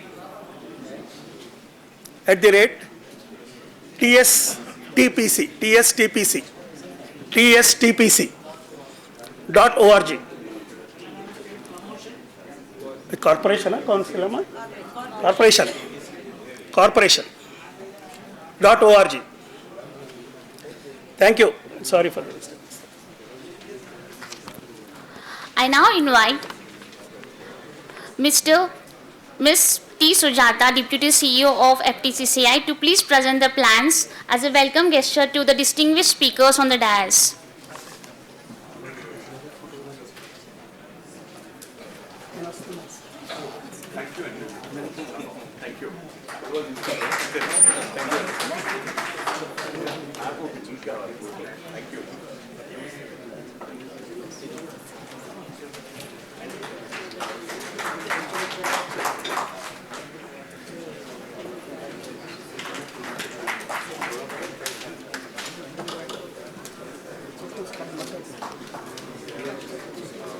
Thank you, ma'am.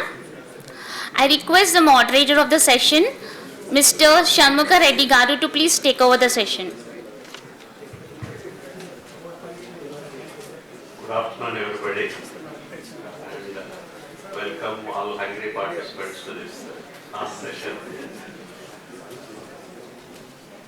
So since the time is very less, we will try to, make this very quick. Even though the subject is very important, infrastructure requirement.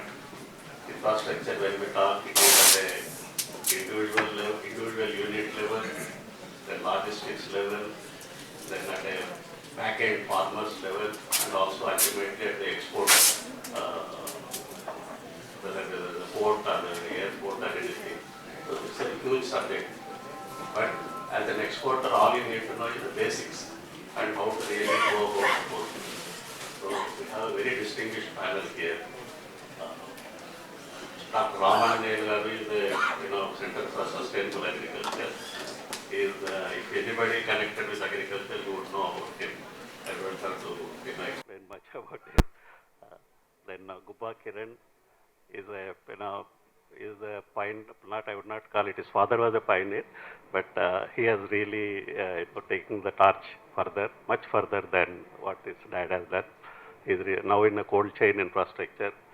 Gubba's name itself is a well-known name. Then Mr. Nageshwara Garu is the director of Agri. Agri is an exporter, which is a well-known exporter in the agriculture. Hello?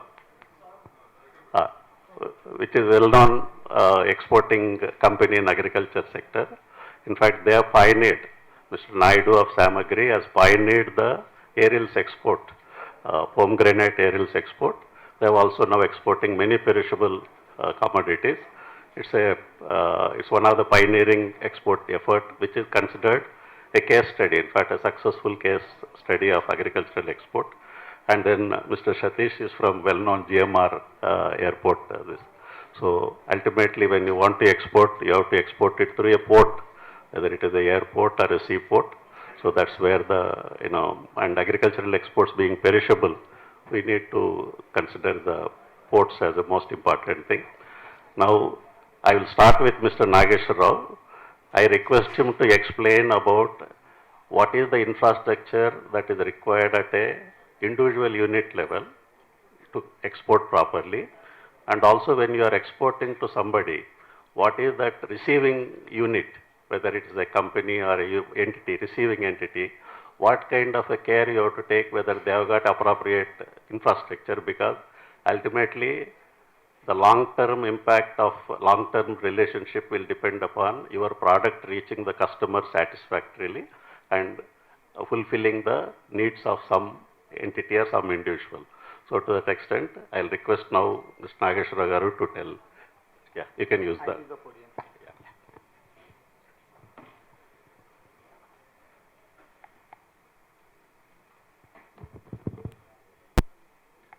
Very good morning. Thanks for FTTC for giving this opportunity. And surprisingly, all the panel members, in some way I'm associated with them. Like,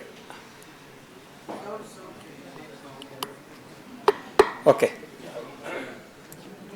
In some way I'm associated with them. Like Gubba Cold Storage, that's where I learned my first alphabet in exports. That we are using their facility in 97, 98, 99. That is initially when I started to learn about exports. And then Ramanjaneli is my senior in the college, Bapatla College of Agriculture. And Satish, yes, we regularly send our product to GMR airport. And weekly, 5 days in a week, somehow we are associated with GMR, and they're one of the reasons for our success in this line.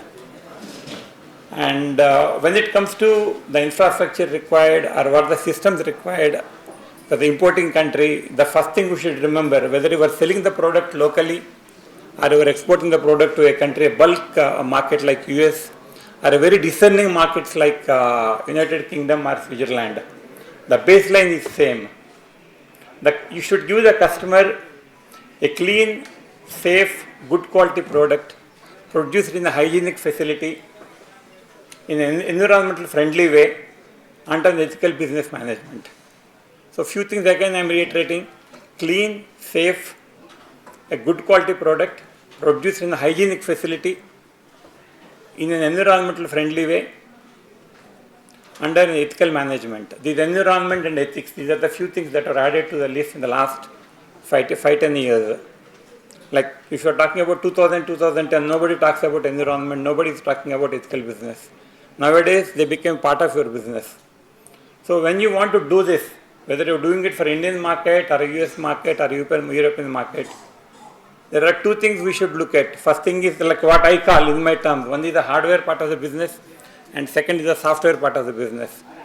The hardware part of the business is when you're putting up your processing facility or when you're putting up your cold storage or when you're putting up your whole fruit handling facility, what are the things you should consider so that there are no problems, there is no further tinkering to be done in the future.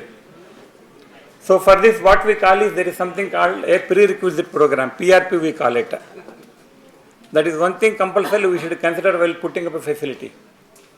For example, if I am putting up a facility, how much water I need, what type of water I need, do I have to treat my water? Similarly, what type of walls I should have in the facility, what type of flooring I should have in the facility. So this PRP is sort of a guideline. It only tells you what to think, not what to do. But our own example, I will tell you, when we started this pomegranate aerials in 2007, so the PRP says the walls and flooring should be impermeable and easy to clean. So we thought, and then we went for GA panels, puff panels, and the flooring with the plastic flooring. And within 3 years we realized this is wrong. Then we went for a stainless steel walls and we went with the granite flooring. So your process and your product will decide what type of facility you should put, what type of facilities you should have inside the facility. For example, your drainage plan, how you should design your drainage. Similarly, zoning in your facility. Where is your stores is there? Where do you store your raw material? How do you move your raw material? How is the material moves in the organization? How the men move in the company? So these are all the things to be considered. Once you have all these things in place, when you have a very good facility, at least coming 10-15 years, there is no need for us to tinker with the facility. You may have to make small changes. For example, drainage, I am telling you, drainage is, for example, particularly for food processing. Your drainage, you should be able to clean the drainage. So while designing the drainage, you should keep that in mind. How do I clean my drainage? Similarly, nowadays, the more serious about how do you provide, like say your food is like very clean, neat and not adulterated, or somebody came and intentionally did something to your food. Then your entry into the facility has to be controlled. Do you have a system of that? So this is the hardware part of that. This comes only before you plan the production. You decide what to do based on your process, based on your product, you design your facility perfectly. That is the hardware part of it. And second comes the software part of the business. Whatever the best hardware you have, unless you know how to operate it, how to maintain it, it is very difficult to continue to give that the baseline product, what I said, good quality product. So the software includes what are the systems you have in training your people. How do you select your suppliers, those who supply material to you, who supply packing materials, who supply other materials to you. And then how you want to work with your farmers. How do you ensure that your product you are buying is free from pesticides. And then how do you keep track of what is happening outside in the market. So these are the software part of the business. How do you ensure that a proper quality is produced? So once you have your QMS, we call it quality management system. Once you have your QMS in place, then you are ready for the business. Once you have your QMS, then comes arrival certifications, food certifications like we'll call it GFS, a Global Food Safety Initiative, where you have your BRC, or you can go for ISO 22000, or there are some customer specific standards. If you are supplying to Marks and Spencers, they got their own standard called field to fork. Likewise, then if you have all these two things in place, going for a certification, maintaining a standard, or achieving some good grade, or facing the customer audits, everything will become easy. And one more thing I want to tell you here is, there are like three important people in agriculture exports, like key persons. One is your farmer and farmer supporting services, and second is your R&D, and the third is people like our entrepreneurs.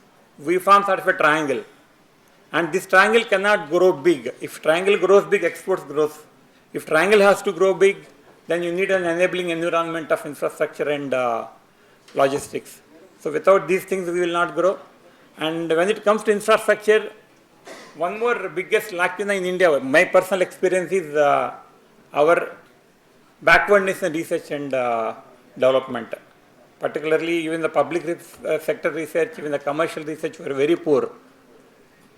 Particularly when it comes to fresh product, there is one dimension of time where research can give it to the product, that is increasing the shelf life of the product. That one thing which somehow when Indian research is not focusing on that. Our own example I am telling you, like we store the product in summer for more than 120 days.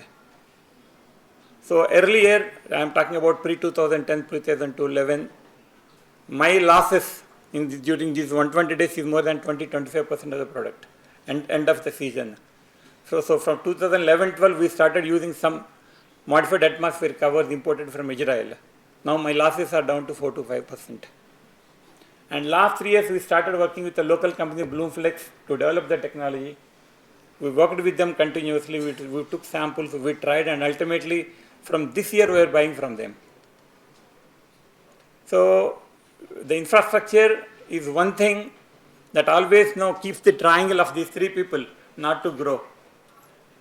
If we want to grow, if the workforce wants to become big, what is required is the interference from the state and central governments to provide better infrastructure. And one example I saw is in Rajasthan. Last month I was there. We are buying fruit from Rajasthan, pomegranate. Surprisingly, pomegranate in Rajasthan, it has grown in only 6 to 7 years, and they got 25,000 hectares of pomegranates, entire in 6 to 7 years. When the government knew that there is potential, they provided required infrastructure, they provided subsidies, they provided drip irrigation, crop covers, everything, and the crop started growing. And when they knew that crop is growing, surprisingly, they allowed 4 private mandis, private agricultural mandis, only to market pomegranates. And the difference between the private mandi and public mandi is private mandi people, they go and market. They call traders to come there. Now, because for agricultural private markets, other traders are coming. Because traders are coming, there is no glut in the market. Farmers are getting better prices. Because farmer is getting better prices, they are increasing the acreage. So this becomes sort of an upward spiral. So this is how a government can do. And I'll tell you one more negative thing. I think it's not a correct platform, but still our own experience. Another 1 minute. Yeah. Like earlier there is no GST on air freight, and now they started putting GST. For people who are exporting whole fruit or vegetables or product like us, GST air freight constitutes almost 1/3 of our product cost. 1 minute. Yeah, I'll tell you, sir. 1/3 of our product cost. So we are paying GST. I have to claim it back. The process takes 2 to 3 months. So 6 to 7% is permanently locked. And now for that 6 to 7%, I have to go to the bank for extra working capital. Again, I have to pay interest on that. Again, it will affect my bottom line. That is 2 examples I am telling. One enabling, one disabling things. Thank you very much. Thank you, Nayaka garu, for that very good detailing about the infrastructure required at a unit level. As you all know, when you take a approval for any food processing factory, mostly the registration itself has got a details about the infrastructure required for a exporting processing unit. And many countries follow certification, pre-certification before exporting to that country. So once you go through that, I think it should take care of your individual unit requirement. Now I request Mr. Kiran to explain about the cold chain, cold store infrastructure, bonded warehouse, and what are the other important things one has to take care of before it reaches a seaport. What are how one should be aware of the issues involved, and what are the precautions one should take. Thank you. Sir మీరు అడిగిన question 30 నిమిషాలు కావాలి కానీ మీరు నాకు 5 నిమిషాలు ఇస్తున్నారు. So I have to be T20 cricket खेलना है अभी instead of test match. So I'll not take more than 5-7 minutes because in the paucity of time. And thank you FTCCI for giving this opportunity. And to move quickly into the subject, when COVID came and the vaccine was getting manufactured, then there was a lot of inquiries from the vaccine manufacturers, the GMR airport, and many people, we want cold storage space. And obviously it was 2-8. Vaccine has to be stored in 2-8. And finally, a lot of inquiries came across India also, because India is a large country and we need vaccines to be gone to a last mile where there is no internet also. The vaccine has, because people live there and vaccine has to be delivered there and there's no internet, forget about a cold storage. So there are 10,000 cold storage in India and less than 5% are organized.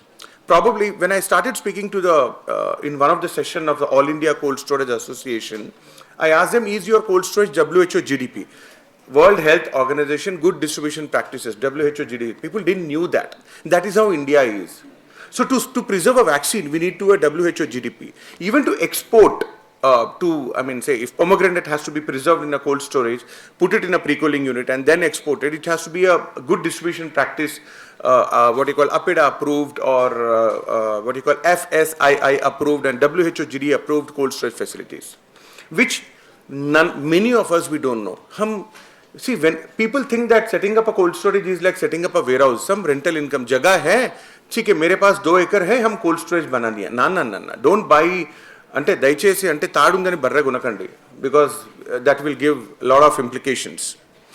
Now, if you talk about the custom bonded warehouses, right now in India, custom bonded warehouses are probably less than 1%. Whether it's ambient or a cold storage तो बहुत दूर की बात है. हम लगेंगे तो probably 0.01% of the cold storage space is a custom bonded warehouse. People not aware of it. Now, right now, custom bonded warehouses are used only in pharmaceuticals. In fact, we were one of the first in Telangana or Twin States to start up the culture of the custom bonded warehouse. SEZ units or EOU units where they can import their material, whether it is APIs or bulk drugs or packaging material, raw materials and so on. Now, if these raw materials, if you are having a food processing industry, right, and mostly you will be, say, exporting it back to other countries. The packaging materials or the raw materials which you are exporting can be stored in a custom bonded warehouse. Through that, the GST is not implicated. And you can do a part. Now, if the same produce is 50% sold to the EOU unit or the SEZ unit and the 50% to the domestic use, then partial debonding also can be done. Like if you import, say, 10 crores material and the GST itself is like 1 crore 80 lakhs, you did not pay it. You require that material in the next 1 year. So every month you can pay like 18 lakhs or whatever, 1,80,000 and then keep taking the stock delivery such that it will not impact your cash flows. Now, such awareness is not there in India. Nothing wrong about it. Because we have been growing like silos for the past many years. Because India is a developing country, not a developed country like West. Today, if you look at supply chain linkages हम बात करते हैं, we don't have that infrastructure yet. Like people, still the mindset of people has to alter. हम समझते हैं कि fridge के अंदर जो खाना है था, if you have to eat some food out of the fridge, like if people like, even green peas frozen, we are eating today. 25 साल पहले क्या था, 3 महीने में खाते थे, मतलब green peas, fresh green peas, November and December. Now we get it all the 12 months. Why? It's a frozen green peas. It's nothing, there is no preservatives, no additives, nothing. It is only IQF in -40 and stored in -20, it can go up to 2 years. The same green fresh peas, zero additives, nothing. In fact, it is much better than the cold storage food, whether it is a tomato or a chicken or a mutton or French fries or the seafood, is safe than what you get outside on the road. Because it is all what you call processed, it has done in all what you call supply chain linkages, everything is clean environment and so on. I don't know how many minutes still I have got. I still have to talk, but if you want me to stop, I will stop it. Okay, got it. Next, thank you. Because the principal is the final person to take the call. Like there are now 21 CFR data logging system. Like of course, Mr. Nageshwar Rao said he is exporting pomegranates and then aircraft and so on. But there are some, now today things have changed pretty fast. We have got the data logging systems. Even in a stationary cold storage, big cold storage like 5,000 tons, 10,000 tons, there are 21 CFR data logging systems which have come into place where it is most ethical and transparent data logging system where if we install that, of course, we in Gubba Cold Storage, we have that data logging system. We install that the client can see the temperature 24/7, and even if we tamper it, again, if you have to maintain it 2 to 8, and by any chance the temperature goes to 8 to say 10 degrees for say 10 times a day, it gets logged. And if we tamper that, the client will know that we have tampered the temperature. That is the new age system which we have come up nowadays. So things are improving, no two ways about it. That's the reason we are now overtaking what we were 10 years ago and what we are today. Like we overtook Germany and we are now going forward. So it just doesn't happen like that. India has a large SME, by the way. Why COVID impact is less impact in India, unlike the West or the European Union nowadays? Because India has that SME. Large quantity of India's, whether India's Inc. जो बात करते हैं, whether it is manufacturing, service, agriculture, SME. And that's how we have to keep fueling the SME. Large corporates have people. They have got the QA managers, they have got the CAs, CFOs, CEOs, CSOs, CXOs, everybody. So they have information. But the SMEs don't have that information. Like, we were talking about the seed bowl. Like, I saw in the presentation, for the banker, Telangana is a seed bowl of India. To have seed, like, we have set up a biotechnology lab. Now, many SMEs can't afford, in India, in Telangana, people can't afford biotechnology lab. And if the seed companies invest that 5,000 rupees or 10,000 rupees on a test, they have an ability to command and earn 1 lakh or 5 lakhs also. That infrastructure costs something. Then running also costs something, manpower and so on. So I keep telling in the forums, India has a strong SMEs. We have to keep fueling the SMEs. And thank you, sir. Thank you. Thank you, Kiran. It was very enlightening. Don't become master of, jack of all in export. Cold storage is a very cold chain, cold storage. It's a very knowledge business. Don't get involved in everything. Just try to engage the specialists. Like if you are setting up a processing unit, other than just temporary storage to transfer it to cold storage, don't plan a cold storage as a part of your unit. You are unnecessarily adding cost. You are never going to be as good as a Kiran's unit or some other expert in cold storage. So just always use use the specialists. If you want to succeed in exports, always plan. That should be the key. I use just 30 seconds to talk for 30 seconds. Okay. I'll not take 30 seconds more. Like, why the West is growing? Because that's the thinking of a Fortune 500 companies. Stick to your core competency. Just produce that tomato ketchup. That's it. Rest, packaging, transport, cold storage, rest. Let the people take care. मगर हिंदुस्तान में क्या सब हम ही बनाते हैं. Right from transport, go down, सब हम ही बनाते हैं. वहाँ it looks nothing wrong about it. That's the culture we have been living. We can't wrong it. We have to change the culture for the next 25 years. Thank you. Now I'll request Satish from GMR to tell you about what are the facilities that are available at GMR, what are the things they are planning additionally, and how handling times at the airport can be reduced, and general suggestions or any inputs that exporters should receive from an airport. Thank you, sir.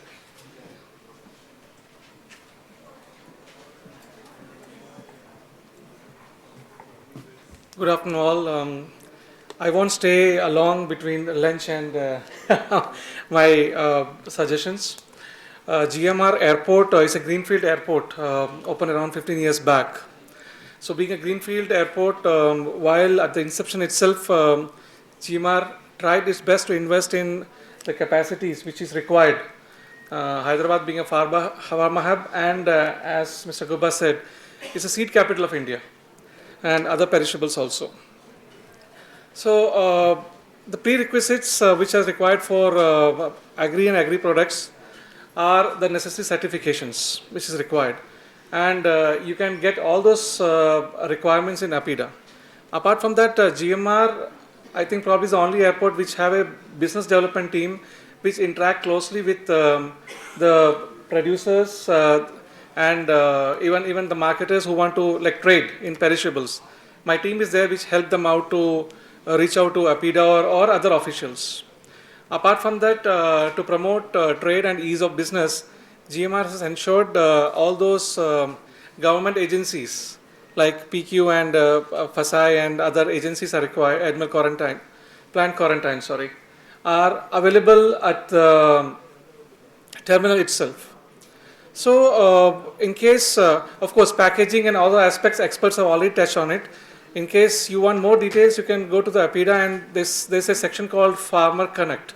If you open that, that gives all the details which is required. So as an airport, what is required is, airport is a transit point. It is not a storage facility. But having said that, while you wait for the cargo to connect and the custom permissions are received, so we have cold storage, ample cold storage are there. And we believe in Telangana growth story. As my previous speakers were saying, we are doubling our capacity. Right now, the throughput is 150,000 tons. In another 15 to 16 months, that will become around 300,000 tons. Apart from that, right now it's a sharing facility. We are GDP certified.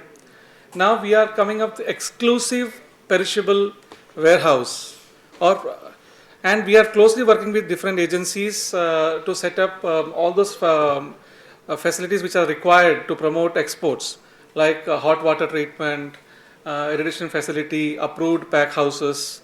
So GMR business development team is closely working with that. Apart from that, when different associations, like recently we had an interaction, our CEO had interaction with the Seed Association, and they raised an objection, a pain point where exports were not being allowed, or the small samples were not being allowed. We engaged Mr. Principal Commissioner and got it resolved. So we are not only an airport, like as one of the speakers was saying, like DGFT is now reaching out to people. We as an airport is reaching out to people and trying to see how best we can help people, how best we can contribute so that ease of doing business is there and promotion of exports ex-Telangana is there. So anything else, sir? I'm on time. I'd like to ask you one thing. Earlier, I remember a mega food park was being planned at the airport. Somehow it did not work out. Now you were saying that that export pack houses, everything are being created.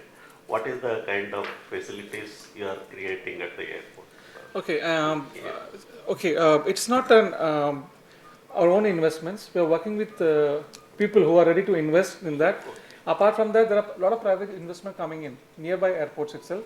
So it is work in progress. And of course, COVID had put a brakes on things. Now COVID back of us, Yes, things will take off. We have big How plans much for land that. has been earmarked for this? No, exact. As I said, GMR itself is not coming up. We are facilitating people. GMR has SEZ, FTZ. Large land banks are there.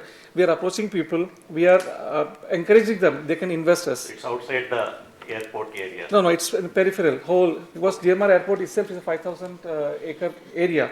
So we reach out to people and encourage them to invest. Good. So that's how. Sir, please give me your phone number. Sure, my team is there. You can contact them. We'll get it. GMR BD team is there. You'll get it. Yeah, there. Any other questions? Yeah, I think we'll have some exclusively few minutes for questions. So, thank you, sir. So, now we are going to hear one of the most important part of the infrastructure, that is the raw material. In agricultural exports, raw material is the product. That is what will determine the end quality. Unlike, say, in steel or something, whether you buy from Vizag Steel or JSW, it doesn't matter. But whereas here, in agricultural commodity, same seed grown in the same area by two brothers will be different. The end produce will be different because that amount of time one has spent, amount of irrigation one has given, what kind of fertilizer they have used, what kind of pesticide they have used. So, getting a homogeneous or a what you call uniform product in agricultural commodity is the most critical important aspect if one has to be successful in export. Now that I am requesting Dr. Raman Garu to address this aspect through backward linkages of FPOs and through farmers integration. Thank you, sir. Thank you very much. Whenever we talk about exports, we are only talking about at the processing and marketing level. But like Shanmugha has rightly mentioned, availability of raw material is the most important thing. Atlage indaka, I think Nageshwar garu was saying about the core competency, right? So in the entire production, core competency of production is with farmers, and that's the most ignored thing. So if we talk about fresh fruits and vegetables, there's a lot of scope in Andhra, Telangana, this particularly Telangana, to increase the area under vegetables, and also if procurement collection can happen at the village level, it would be the best way. But no investments are there at that level. And when we try to work with many startups who came into this space, they try to do everything. And that's where actually most of the startups also got affected. If you look at in the last 5-10 years, many of the startups who came in. So the best way to deal with is, say when it comes to the fresh fruits and vegetables, the first mile aggregation is the key challenge. If you don't aggregate properly, grade it properly, and particularly the time of harvest and then the temperature at which it is harvested, and if you don't bring down the temperature at the harvest, మనము పంట కోయగానే టమాటాలు కావచ్చు లేకపోతే ఏ కూరగాయలు తీసుకున్నా కానీ first 1-2 అవర్స్లో కింద మనం టెంపరేచర్ తగ్గించకపోతే ఆ తర్వాత జరిగే లాస్ విల్ బి హ్యూజ్. ఆ తర్వాత మనం ఎంత ఇన్ఫ్రాస్ట్రక్చర్ పెట్టుకున్నా అయ్యేది కాదు. So first cooling is something which is very important. So good collection centres at a cluster level and cleaning facilities at the cluster level will help a lot. And if say 20%, 30% are not coming into the good quality, how do we process it and use it is something which is important. Otherwise ఏమవుతుందంటే మొత్తం అంతా సెంట్రల్కి వచ్చి ఇక్కడ we need to grade and then again need to look for what to do with the B grade, C grade, D grade kind of thing. అలా కాకుండా if you can have a collection centers at the village level, it will be much better. So moving towards farmer cooperatives and then using farmers cooperatives as the base for collection, I think it will be a best way to do it. So investments around that level is something which is very, very important. Second, the choices of farmers, like you rightly mentioned, one of the things what is happening is agriculture is a very unorganized sector. So farmer is samvatsam ఏ పంట వేస్తారు లేకపోతే ఏ variety వేస్తారు, every season is an independent decision. So ఒకసారి if we can have a kind of partnership with the farmers cooperatives, we can have a long term arrangement in terms of what varieties can be grown what quality can be grown, when it can be harvested, even kuda. I think unlike say 10 years back situation, today farmers are organized into cooperatives. So farmer producer organizations, so if they can have an arrangement, it will be better, and lot can happen. Village లెవెల్లో ఇప్పుడు particularly తెలంగాణలో వస్తున్న పెద్ద సమస్య large cropped area is only under paddy and cotton, and paddy and cotton this a government procurement, and moving to other crops is becoming extremely difficult. It's not only because of the market pull for these two things because of the government intervention. Environmentally it is becoming very difficult. Water stagnation has increased significantly. 2-3 lakh acres is now drowned in many areas. So దాంతో ఏమవుతుందంటే ఇంతకుముందు vegetables వేస్తున్న ఏరియాస్లో కూడా vegetable area తగ్గిపోతుంది. Today vegetables మొత్తం ఎంత తెలంగాణ తీసుకుంటే it's less than 3 lakh acres, and even for Telangana consumption we are procuring from outside. That's the situation we are in. So అక్కడి నుంచి మూవ్ అవ్వాలి అనుకుంటే కినా village level, cluster level planning is something which is very important. Which areas what crops can be grown. Otherwise, if you are moving into the same way of high input intensive crops, it will be very difficult. So second part is about these choices. Third, infrastructure facilities certainly are very important. Cold storages, IQF products are demand is increasing. But technological innovations also are probably very much required. The carbon footprint of cold storages today is very high. So how do we reduce that is also very, very important. If we can do this, it will be very much useful for moving on. Another important thing which we need to look at, if you are looking at exports, traceability is very critical. Traceability అంటే ఏ రైతు ఏ పొలంలో పండించినాడు, ఎలా పండించినాడు, అక్కడి నుంచి మిగతా players అంతా కూడా. So అదంతా డేటా కావాలి అనుకుంటే they should be some mechanism of data collection అదంతా. So investing on that is also very important. So farmers cooperatives can be a good platform for using that. So a kind of partnership with FPOs will certainly help. Don't see FPOs as a competition. But actually if you can see them as partners, it will be very, very useful. So we can make the plans, production plans కావచ్చు, quality పరంగా కావచ్చు, first mile aggregation కావచ్చు, ఇవన్నీ కూడా. అలాగే in terms of extension services we are very poor, very, very poor. There is a big failure in that. We need to have a good extension services, and again FPOs can become a good platform for doing that. If we can put all these things together, so we can come up with a plan how FPO, say మొత్తం తెలంగాణలో there is about 730 FPOs ఉన్నాయి. New scheme ఏదైతే ఉందో CBBO scheme, cluster based business organisations కింద they are already organised into clusters. So if we can look at how, which area, which crops are possible, and then if we can also have a tie-up with traders, buyers, processors, then it would be much better. I feel this kind of facilitation will help, and data management systems will help, particularly small infrastructure at the FPO level, collection, grading, cleaning. If it can be done at the village level, nearly 30% losses can be avoided, and that's what can get you better markets. Thank you. Thank you, Raman Nagaru. Yeah, I would only like to add just one or two, taking all the points together, especially to the students who are, who are there at the back. So recently, what is the kind of employment? Like Minister said in the morning very rightly, that be the job giver than looking for a job. That is the first point. Second point, any of you who, if you can agglomerate or combine, join with FPOs, create a 500 acre to 1000 acre, take one vegetable or one fruit or one agricultural commodity or one millet, more than enough.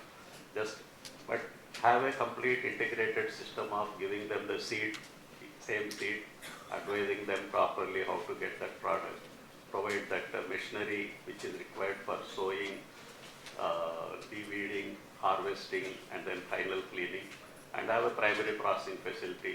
You can, each one of you can become a 10 crore, 15 crore business entrepreneur, which will make a turnover of anywhere around that much of turnover. So that is where the game is. Each one of you can really do that, and that is what is going to propel the exports subsequently. because export needs a uniform, like a traceable product. People are looking for a farm to fork kind of a traceability now. So one can develop that kind of a business, automatically exports will increase. And I request now all of you, any of you, will have about 5 minutes for questions, so that not one question or 2 questions maximum to each of the panelists. Thank you.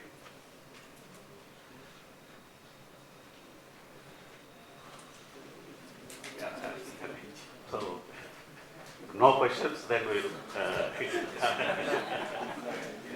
somebody and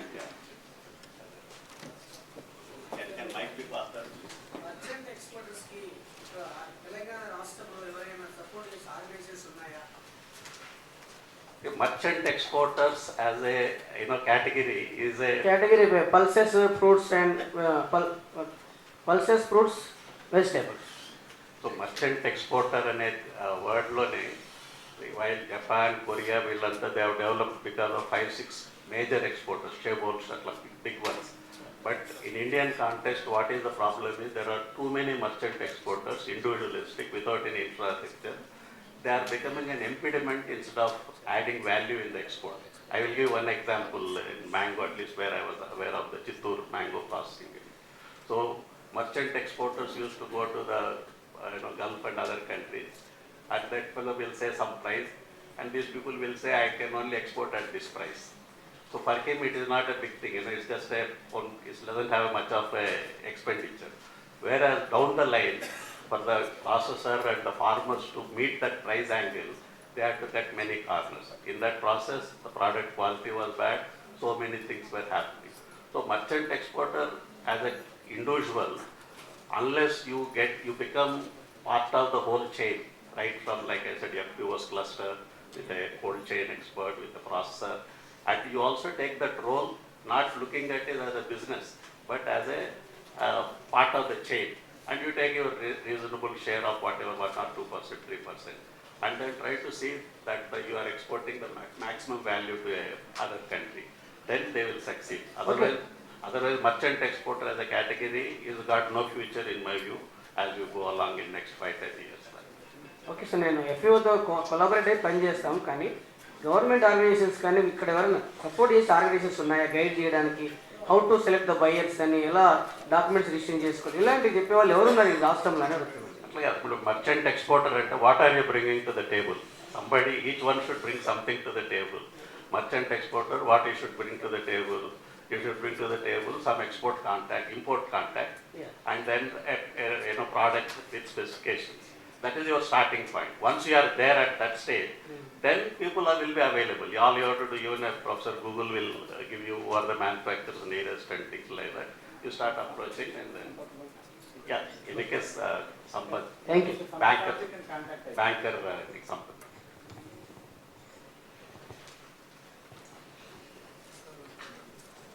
Namaste. Thank you to the panel. A lot of insights during the sessions. I have 3 questions. My name is Surya, I'm from Hyderabad. One is doubling of the income or increase in income can be done by exports. Overproduction is also fine. But what about the decrease of soil fertility and carbon percentage? Are we looking into that with the external imports, or because of our need to export things? What are the long-term impacts of our actions onto the environment and our soil that should be counted? We should not become the other way around. Currently we are thinking of exporting, tomorrow it should not be like we have to import because of our actions. The second question is, we're talking about standards, quality, etc., etc. All the good food has to be exported. So what are we going to eat in India? Are we going to eat the 2nd grade, 3rd grade, 4th grade food here, because we are going to export the best of the best to other countries? They are in need, whereas we have overproduction. But we are talking about as a society, as a country, as individuals, if we talk about exporting good food to others, what are we going to consume then? That's the second question. Okay, the third one is, here we have some students from the Agri and Horti universities. We are also training our students in horticulture. But primary question, when I speak to them, they're not interested in farming. They want to supervise. They want to get jobs. They want to become entrepreneurs. So who's going to do the farming?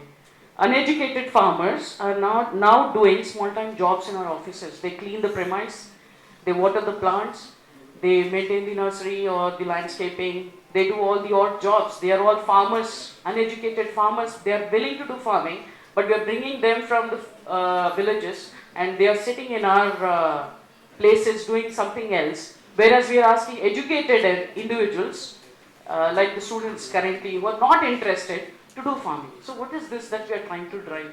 These are the three questions. I'm not sure if these are the right questions to ask this panel, but this session I felt throughout the day, I felt these are the primary questions that I should address.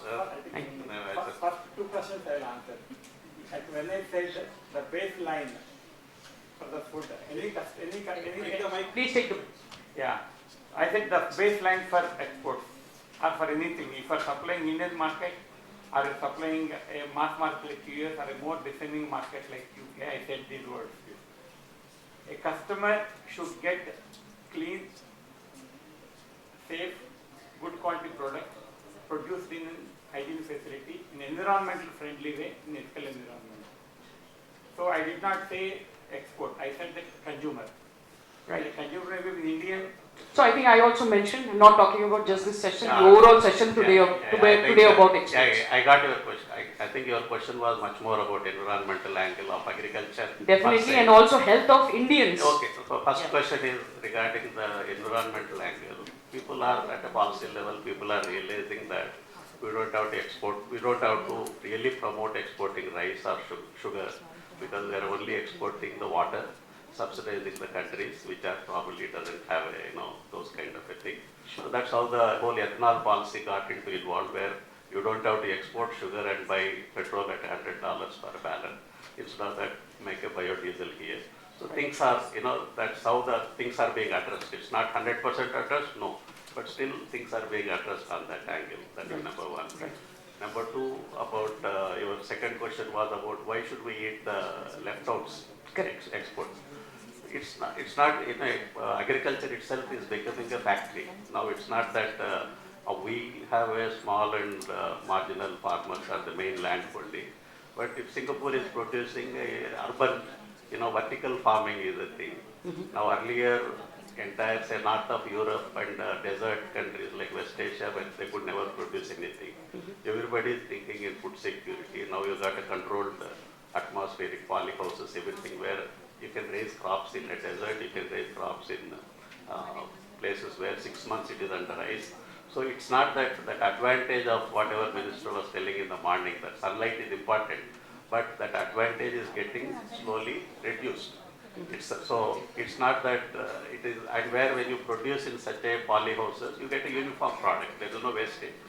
Now, how do we as Indians cope up the entire farming system of small farmers to FPOs and things? How do we ensure that uniformly good quality produce is produced from the small and large marginal land holding?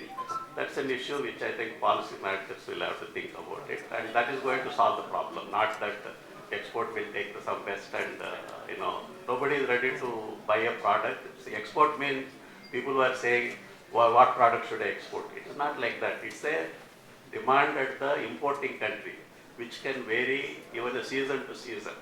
Now, UK is what they are taking the farmlands of Northern Africa, then they're producing there and exporting to UK. So it's just a much shorter distance than going all the way from India and things like that. So it's not happening that way. People, importers will always see where is the best way they can get best quality at the best, cheapest price possible. So things are, what your question is reverse actually. It should be, how can we make a best product even from a small and marginal land holding? That is an issue, which I think is a policy makers will have to address. And the third point about the students part of it. Earlier the farm laws were passed basically where you can have an integration of, with farmers and things like that, where agriculture becomes an enterprise, at 500 to 1,000 acre kind of an enterprise. Even without that 1 or 2 acts which were not passed, still the existing laws are good enough to create agri enterprises. If one looks at it as an entrepreneurial thing, not a job. So, and enough schemes, morning, so many schemes you have got now, details were given. It's all it needs is a hard work and there are a lot of advisors will be there, one can give a guidance. But what is required is that initiative and the motivation to become an entrepreneur and do something good. So that is what is required. Present, it is Amrit Kal, enough opportunities are there. It only needs somebody to light a spark. Yeah, I'd like to. I mean, about the affordability you said, ma'am, like today, say for example, some 1,000 tons of, say, grape is produced. So probably 50 tons is exported to, say, US or UK. That's the best. And then go to the European Union, then to the UAE, the rest, ROW, rest of the world, and of course to India also. See, today, like, I mean, we get grapes at 100 rupees a kilo, the Thompson seedless, whatever you call about, the white Thompson seedless. We also get the grapes which are imported from New Zealand or Australia for 500 rupees. Now, probably I might buy probably once or twice a year the 500 rupees grapes from the market, and probably the 100 rupees grapes I buy in the entire season of the summer. Affordability also is at which we the Indians also should look at it. Our thinking and culture has to alter. It will not happen overnight. It took some hundreds and hundreds of years. आज हम मौसम्बी मतलब there's an apple 25% చెడిపోయినా కానీ కూడా if it is rotten little we cut it and eat it. That is who we are in Indians. That's the culture we are. Nothing. I'm not wronging our culture. Second, affordability also is state. Now an exporter wants to produce 1,000 rupees produces 1,000 rupees grape. Now Indians can't buy that much. The volume is less, so he has to export.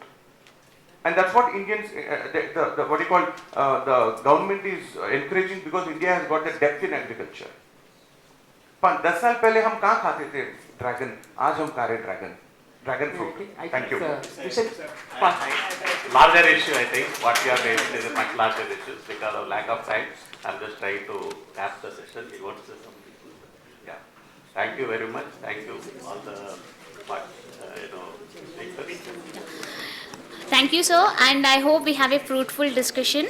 I request Mr. Shanmukha Garu, co-chair of the committee, to please present the mementos to the dignitaries on the dais. To Dr. G.V. Ramanjanelu, Executive Director, Center for Sustainable Agriculture. And to Mr. Nageshwara Rao, Technical Director, SAM Agri Group.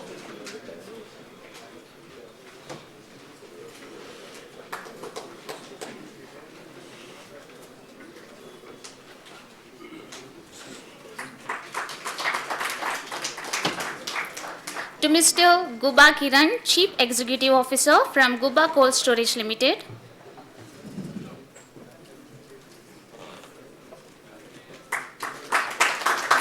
And to the Mr. V.V. Satish, Head Business Development Marketing from GMR Cargo.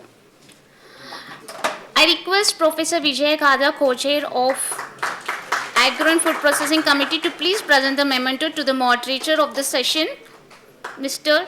Tumula Shanmukha Reddy, who is a co-chair of the committee.